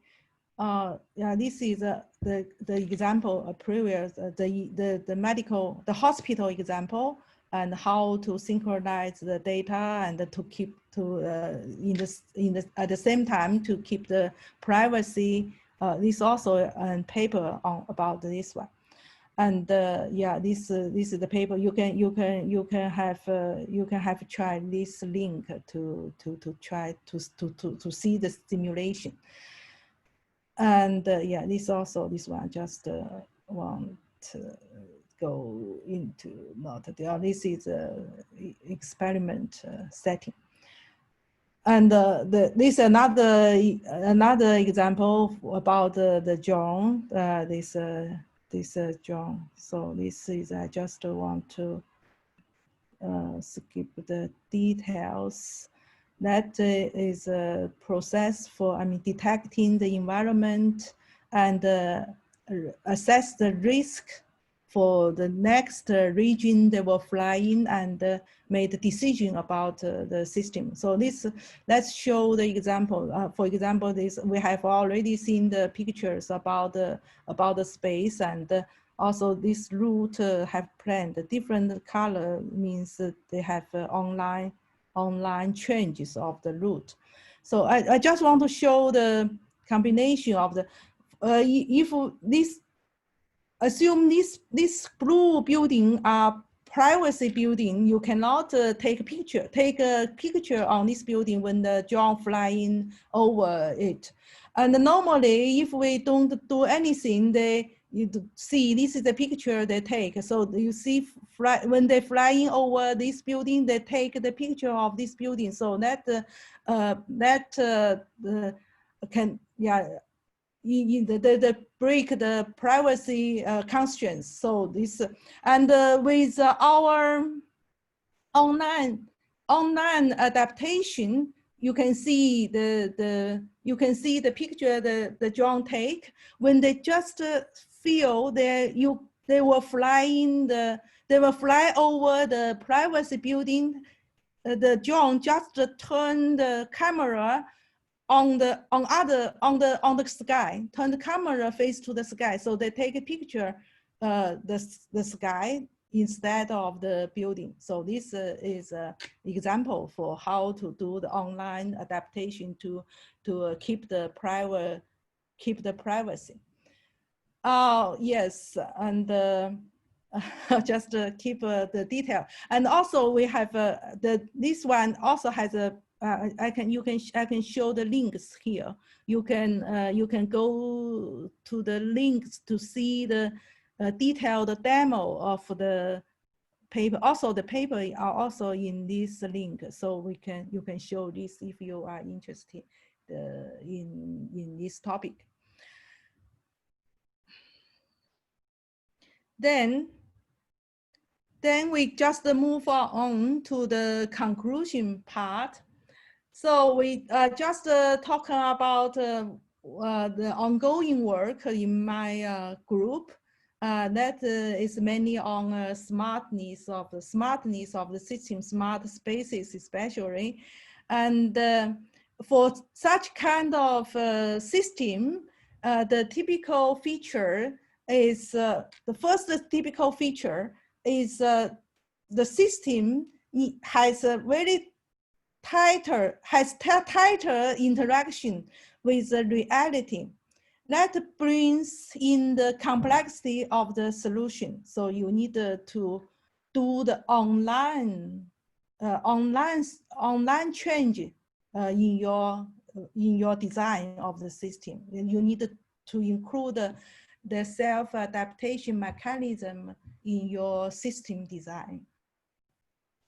And also the complexity comes from the mixture of continuous and discrete components in the environment. For example, in the John, yeah, they have many continuous components and also discrete components. How to deal with the mixture of such kind of these two kind of components, and also how to verify this kind of hybrid models. In last in previous session of Professor Xiaohong just mentioned that they do the verification of the time requirements, but in her case is also only deal with discrete time. But if it has a continuous time, how to deal with, verify. This is a very challenging problem. So that brings new topics in requirements engineering. We need to have new patterns, new frames for hybrid program that can, yeah, we hope in the future we can have such kind of patterns frames to serve for the definition of a mixture problem, and also serve for the structure mechanism of problem of the mixture problem analysis. This is the first thing, yeah, because these things come from the interaction with the reality. Yeah, this is reality, because reality can have. And the second issue is mobility of moving entity. Yeah, like in smart transportation, the car moving all the way, and also in the smart building, the people move around in the building. That's mobility, yeah, along the space topology means the location or context changes, because when one person in the room A move to room B, the situation means the situation changes. Yeah, this is a mobility issue. So this kind of change imply the changes of the relationship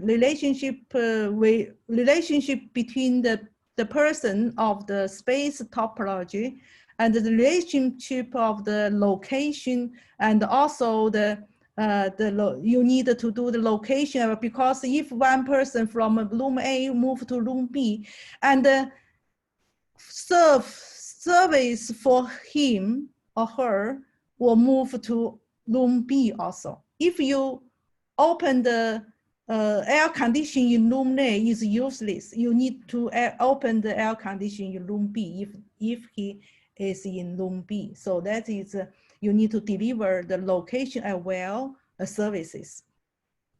And also probably you also need to some kind of prediction of the change, so you can deliver the service before the person move to room B. So let him feel very happy. That will be.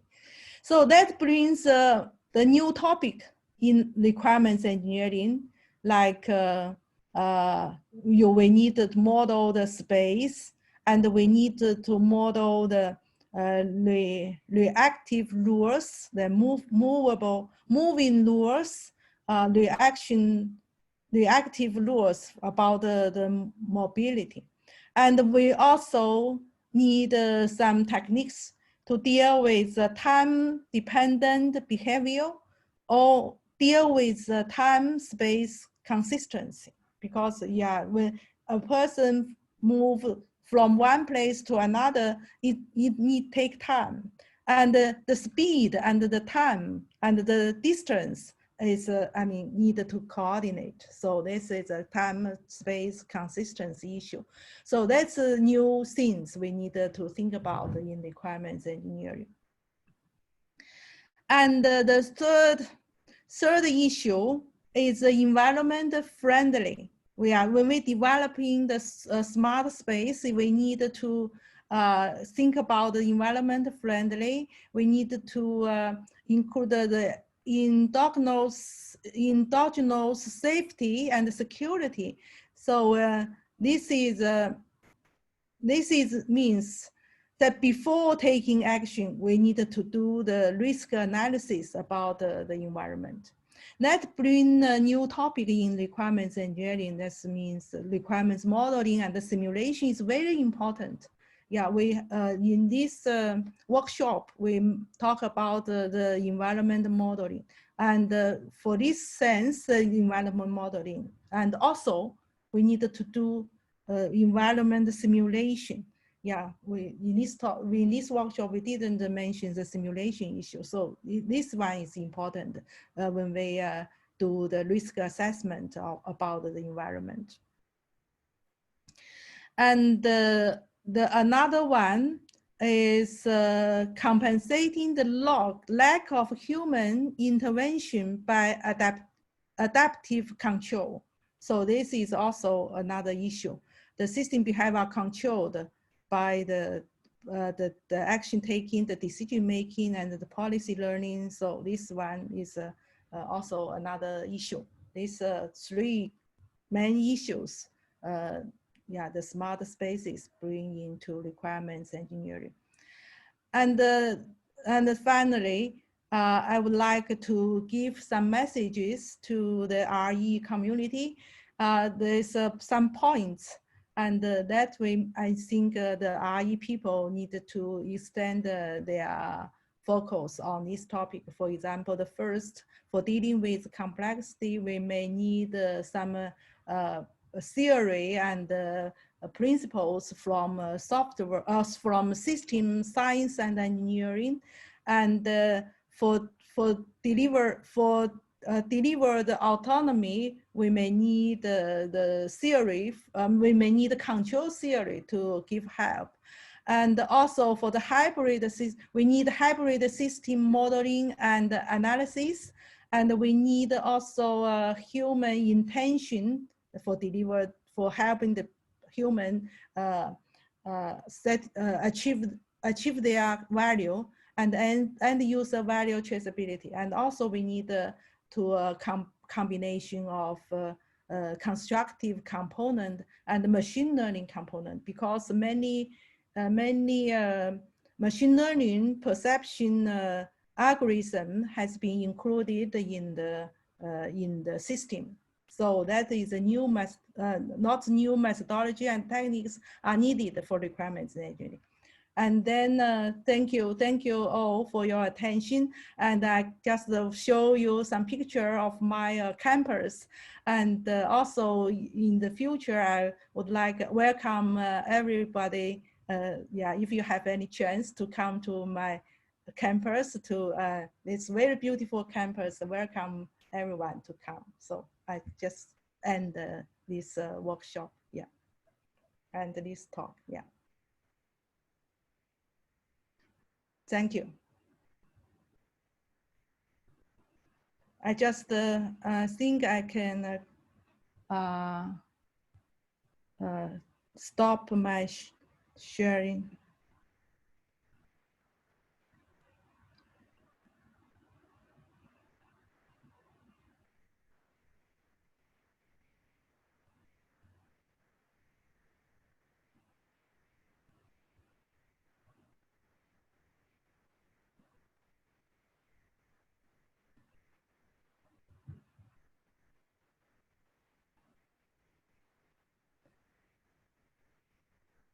if you have a very quick question, I think we may have 5 minutes to take a very quick question.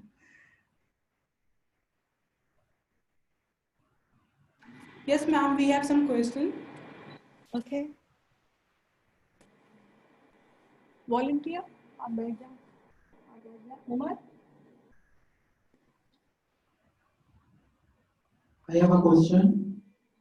What machine learning agent will do in case of any disaster?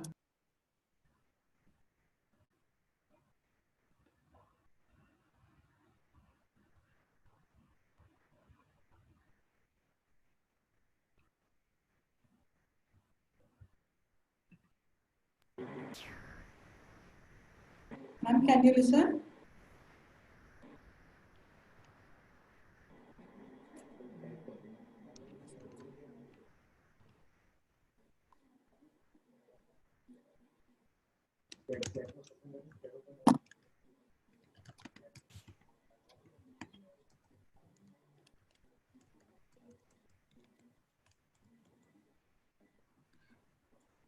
Or you can send me email through my email address to, I mean, for example, if you like the paper or another material slides, just write me email to ask me. I will, I will send them to you. All right, thank you, ma'am. And I requested you all to please be seated. After 5 to 10 minutes, we will have the certificate ceremony and we will have some special guests with us. So it's a request, be with us. Thank you. Thank you.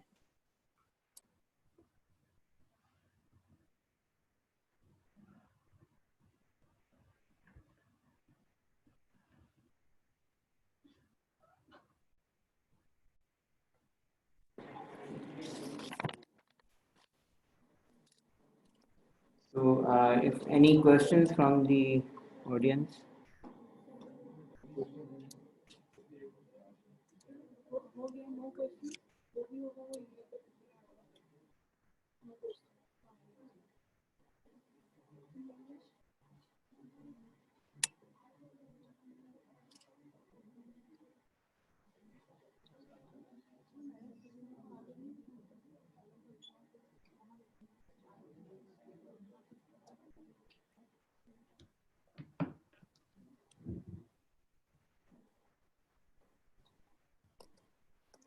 So I request all the participant and the speaker to stay connected.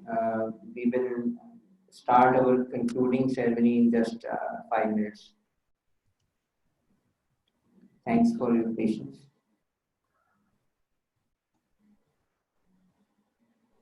And if you have further any queries, you can directly email to the Professor Zijan on her email address. She will respond your queries as she will get the time.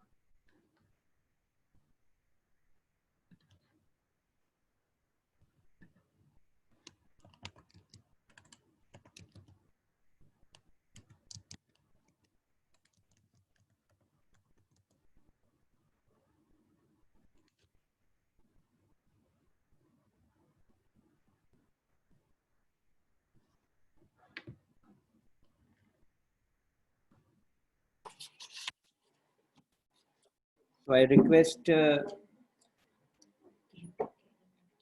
Osama Ahmed Siddiqui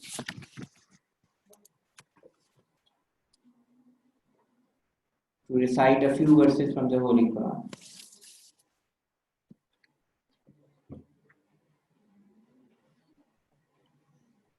Assalamu alaikum.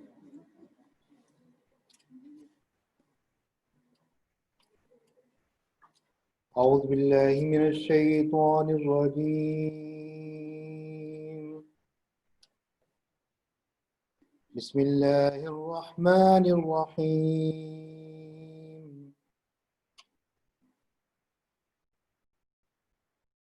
إذا جاء نصر الله والفتح ورأيت الناس يدخلون في دين الله أفواجا فسبح بحمد ربك واستغفره إنه كان توابا صدق الله العظيم.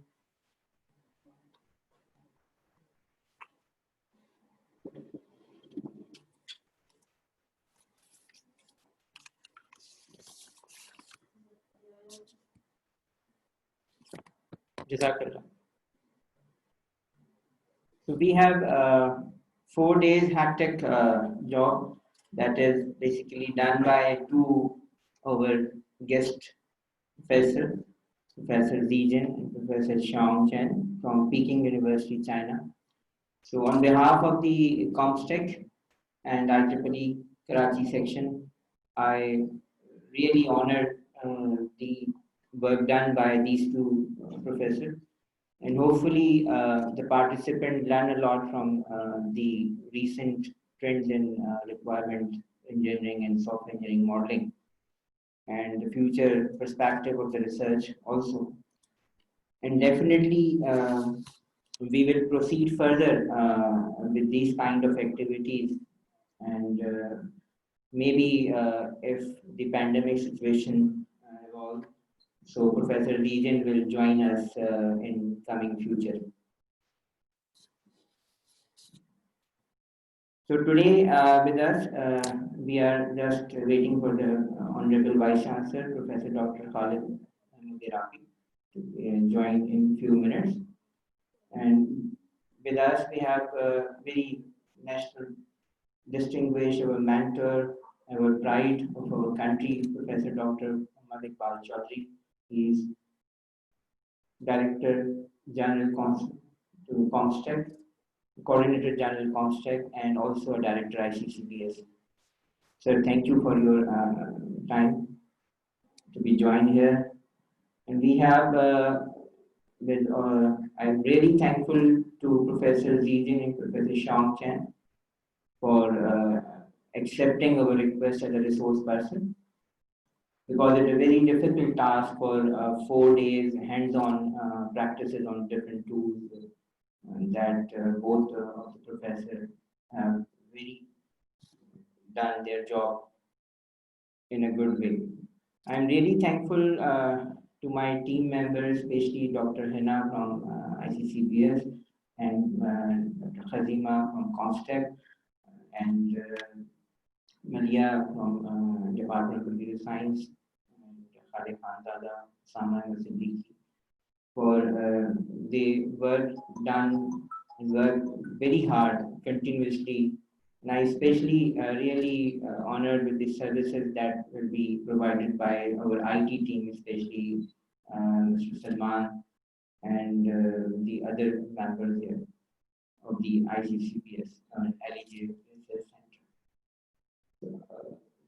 We have with us the chair IEEE Karachi section, National Distinguished Professor. He is currently a member of Higher Education Commission, Professor Dr. Bhavani Shankar Chaudhary. So I really thankful for your time to be here. And I request Professor Dr. Bhavani Shankar Chaudhary to say a few words.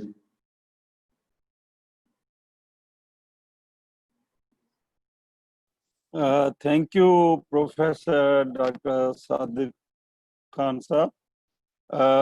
being a chair IEEE Karachi section, I really feel honored to be part of this very important event organized by Comstech Ministerial Standing Committee for Scientific and Technological Cooperation in collaboration with IEEE Educational Activity Karachi section.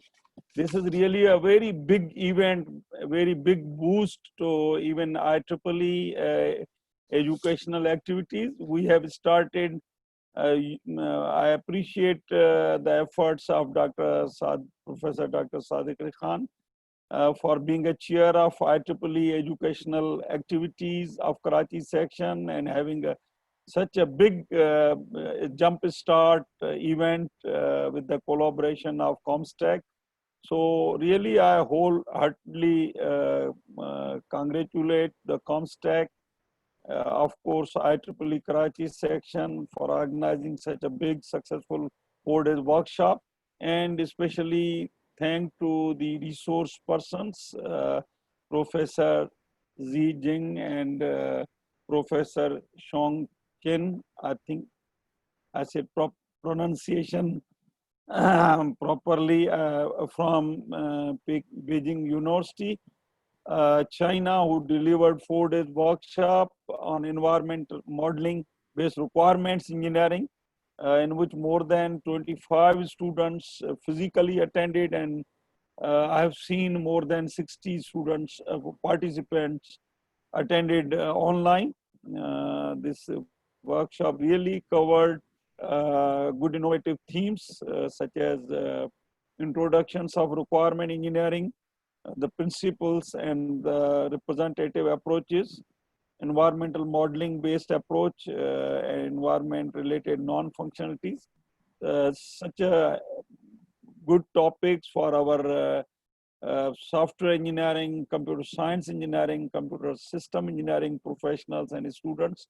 I think such collaboration will continue. I again appreciate the efforts of Professor Dr. Sadiq for organizing such a big event, and Professor Dr. Iqbal Chaudhary, who always support us in such event which brings mutual benefit. Thank you very much. Thank you, sir. Now I request Professor Zijin to say a few remarks about the workshop. Yeah, thank you. The first, I want to say thank IEEE Karachi section and also the University of Karachi and also Comstech to organize such events. That yeah, it's also my first time to deliver the course online. So that is, for me, is also a new a challenge to me, but I don't know if I perform well. So thank you very much for the organization. And also the second, I would like to thank all the participants, and thank you to join and listen to the workshop, to the contents we are delivering. I hope you like the contents of what of delivering. So I hope you like it. And if you have any, as I have said, if you have any question, and also if you have any interest on this topic, just write to me, and I can show you my publications, and also you can log on into the tool. You can use it, and if you like it, yes, you can use that. And I hope in the future we can build some kind of collaboration and work on this topic together, and make the collaborating result. That yeah, this is what I want to say first. And then yeah, I think I'm really enjoy the 4 days workshop. Really enjoy to enjoy the time of the 4-day workshop, and for the time with you. Thank you very much. And I really enjoy be with you for this afternoon. Yeah. that. Thank you very much. Yeah. Thank you, Professor Vivian.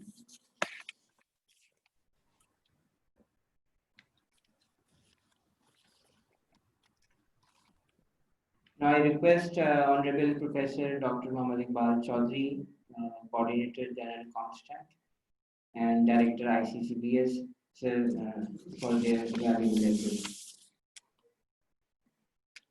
Thank you. Bismillahirrahmanirrahim. Assalamu alaikum. Good afternoon and good evening, ladies and gentlemen. Honorable Vice Chancellor is arriving, so give me a time, I'll just bring him.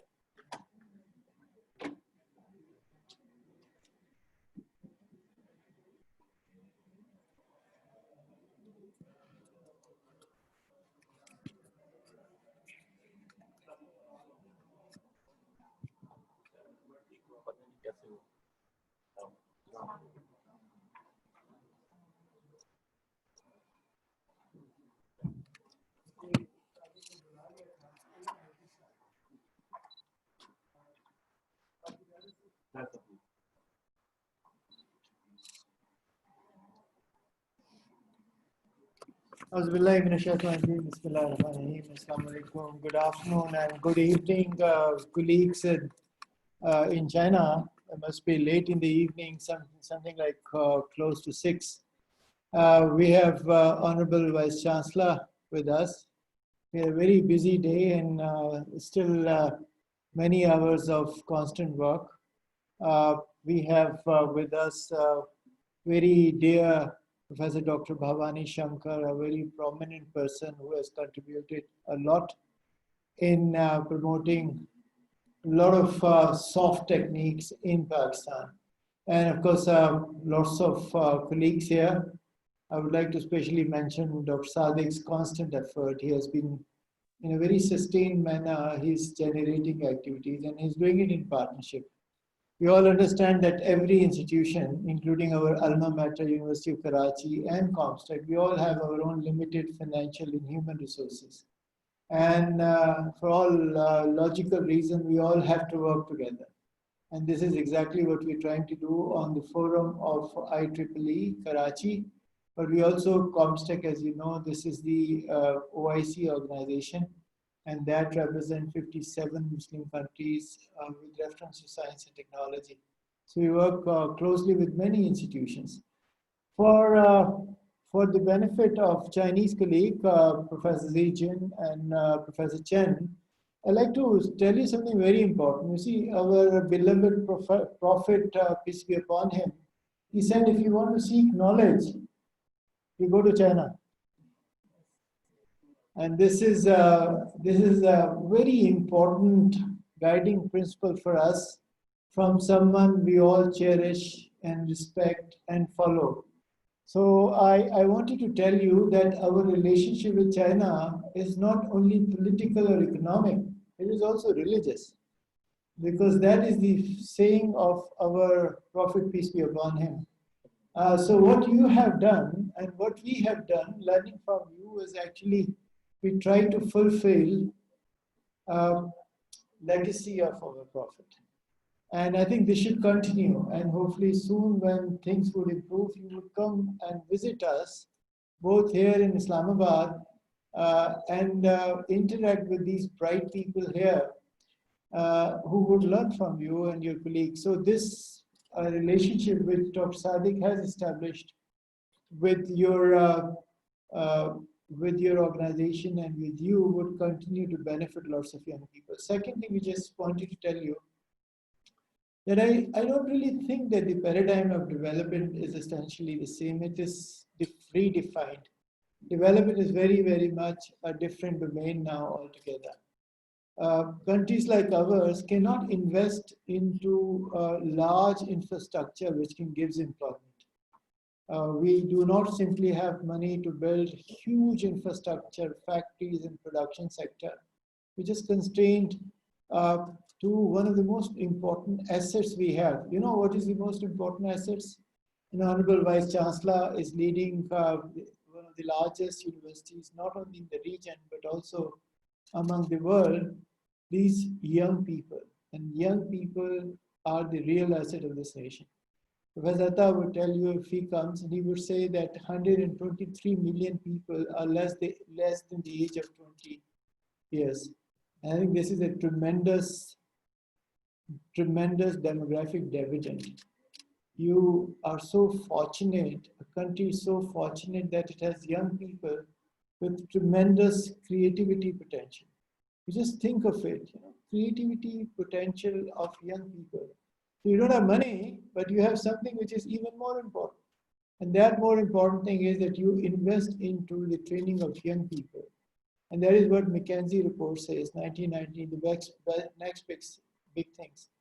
McKinsey reports identified 12 disruptive technologies and software and IoT and AI, advanced genomics, advanced engineering, all of energy devices, they're all part of emerging technologies which would change the face of the world, will bring lots of global transformation and bring lots of money. 13 to 33 trillion dollars would be generated as economic gain. And most of these technologies are not money intensive. Most of these technologies are not investment intensive. Most of these technologies are only creativity intensive, innovation intensive. And for creativity, innovation, we need to train people. And this is what University of Karachi is trying to do along with the comstech. So we continue to work with our alma mater, with IEEE, and comstech would continue to work to do whatever which can benefit you and eventually benefit Pakistan. I'd like to thank Honorable Vice Chancellor for his sustained and sustained support for all the activities being conducted. Despite lots of issues, these activities are absolutely going unabated, and this is what the strength of this institution is. Thank you very much. Thank you.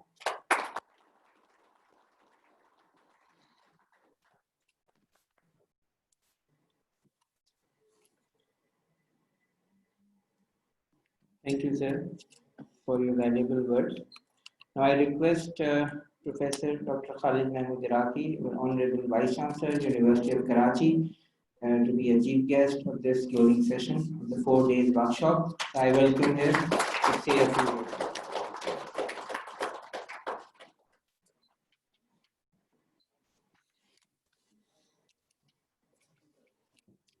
Bismillahirrahmanirrahim.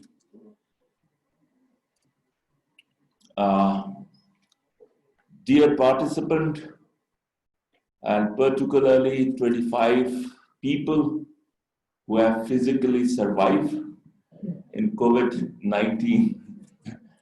And I was going through the list.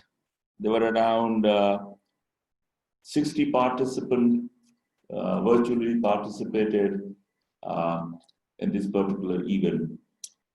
For me, it is indeed an honor to be part of this event, because any workshop, any training program is a step towards a quality education, which is a prerequisite for a country like Pakistan.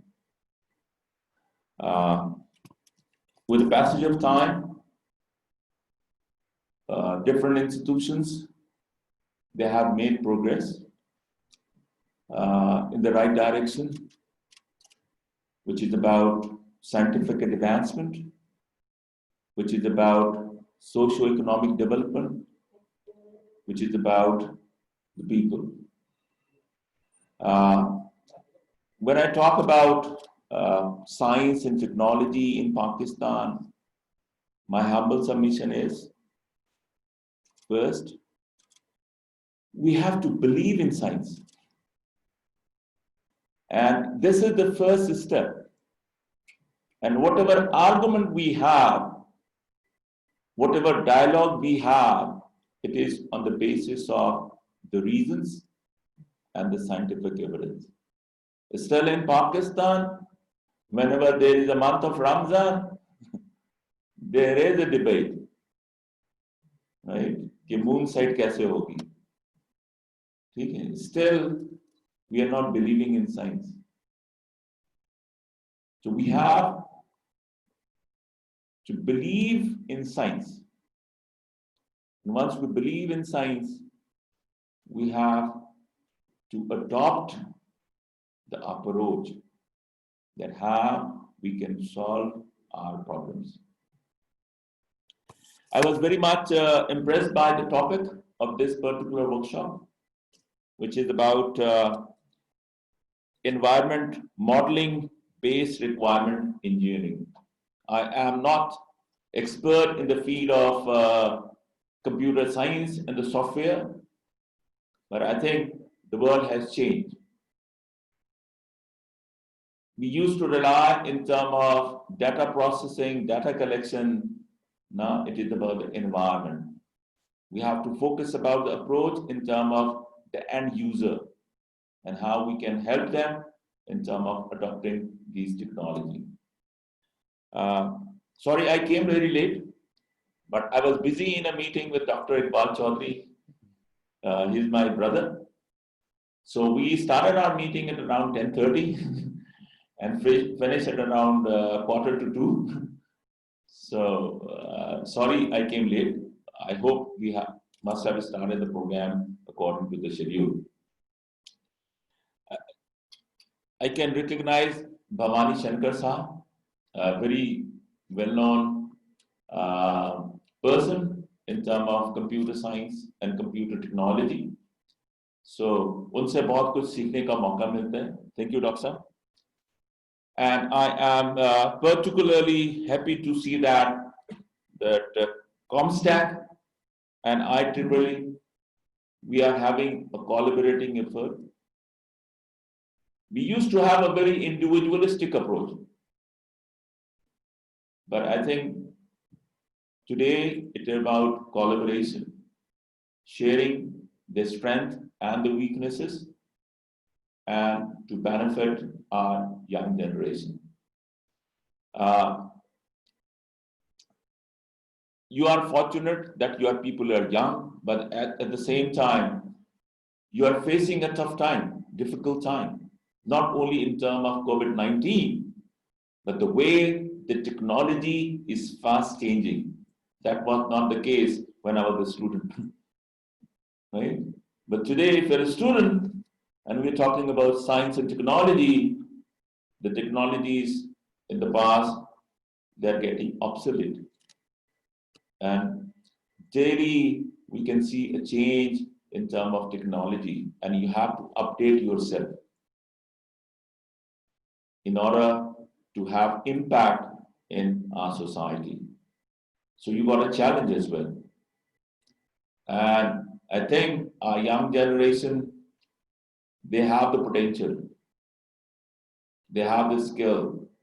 What they need is a direction. And I think this workshop must have given you a direction that how you can progress in the right area.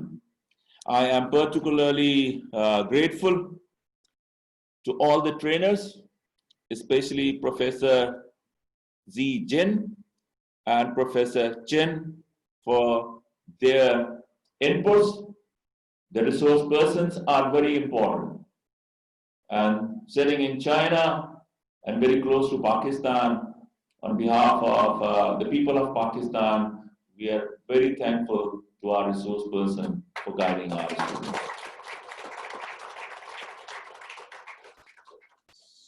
So in the end, I must appreciate Dr. Sadiq, who is coordinating this program, and he must be appreciated for all his efforts. And the building in which you are sitting is one of the center of ICCBS, a pioneer institute of Pakistan. Thank you, ladies and gentlemen.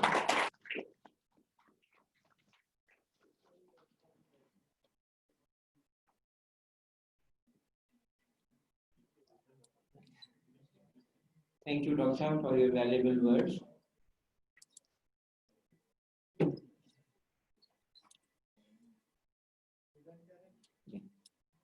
So now I'm presenting a small token of appreciation to our resource person, Professor Zijan. Professor Zijan, kindly accept our token of appreciation. You see in the screen.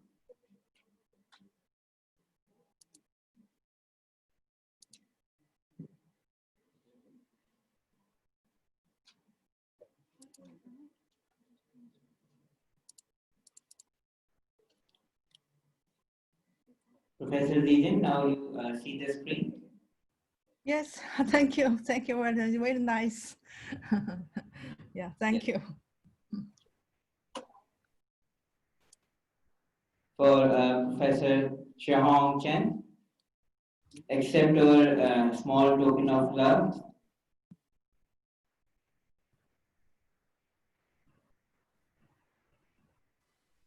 Oh, thank you. Thank you.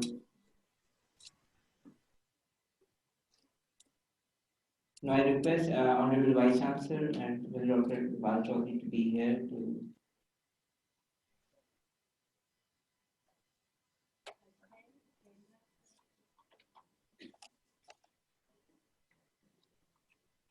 I request Professor Dr. Balchaudhary to present a token of appreciation to our Honorable Vice Chancellor, Dr. Khalid Mahmood Iraqi.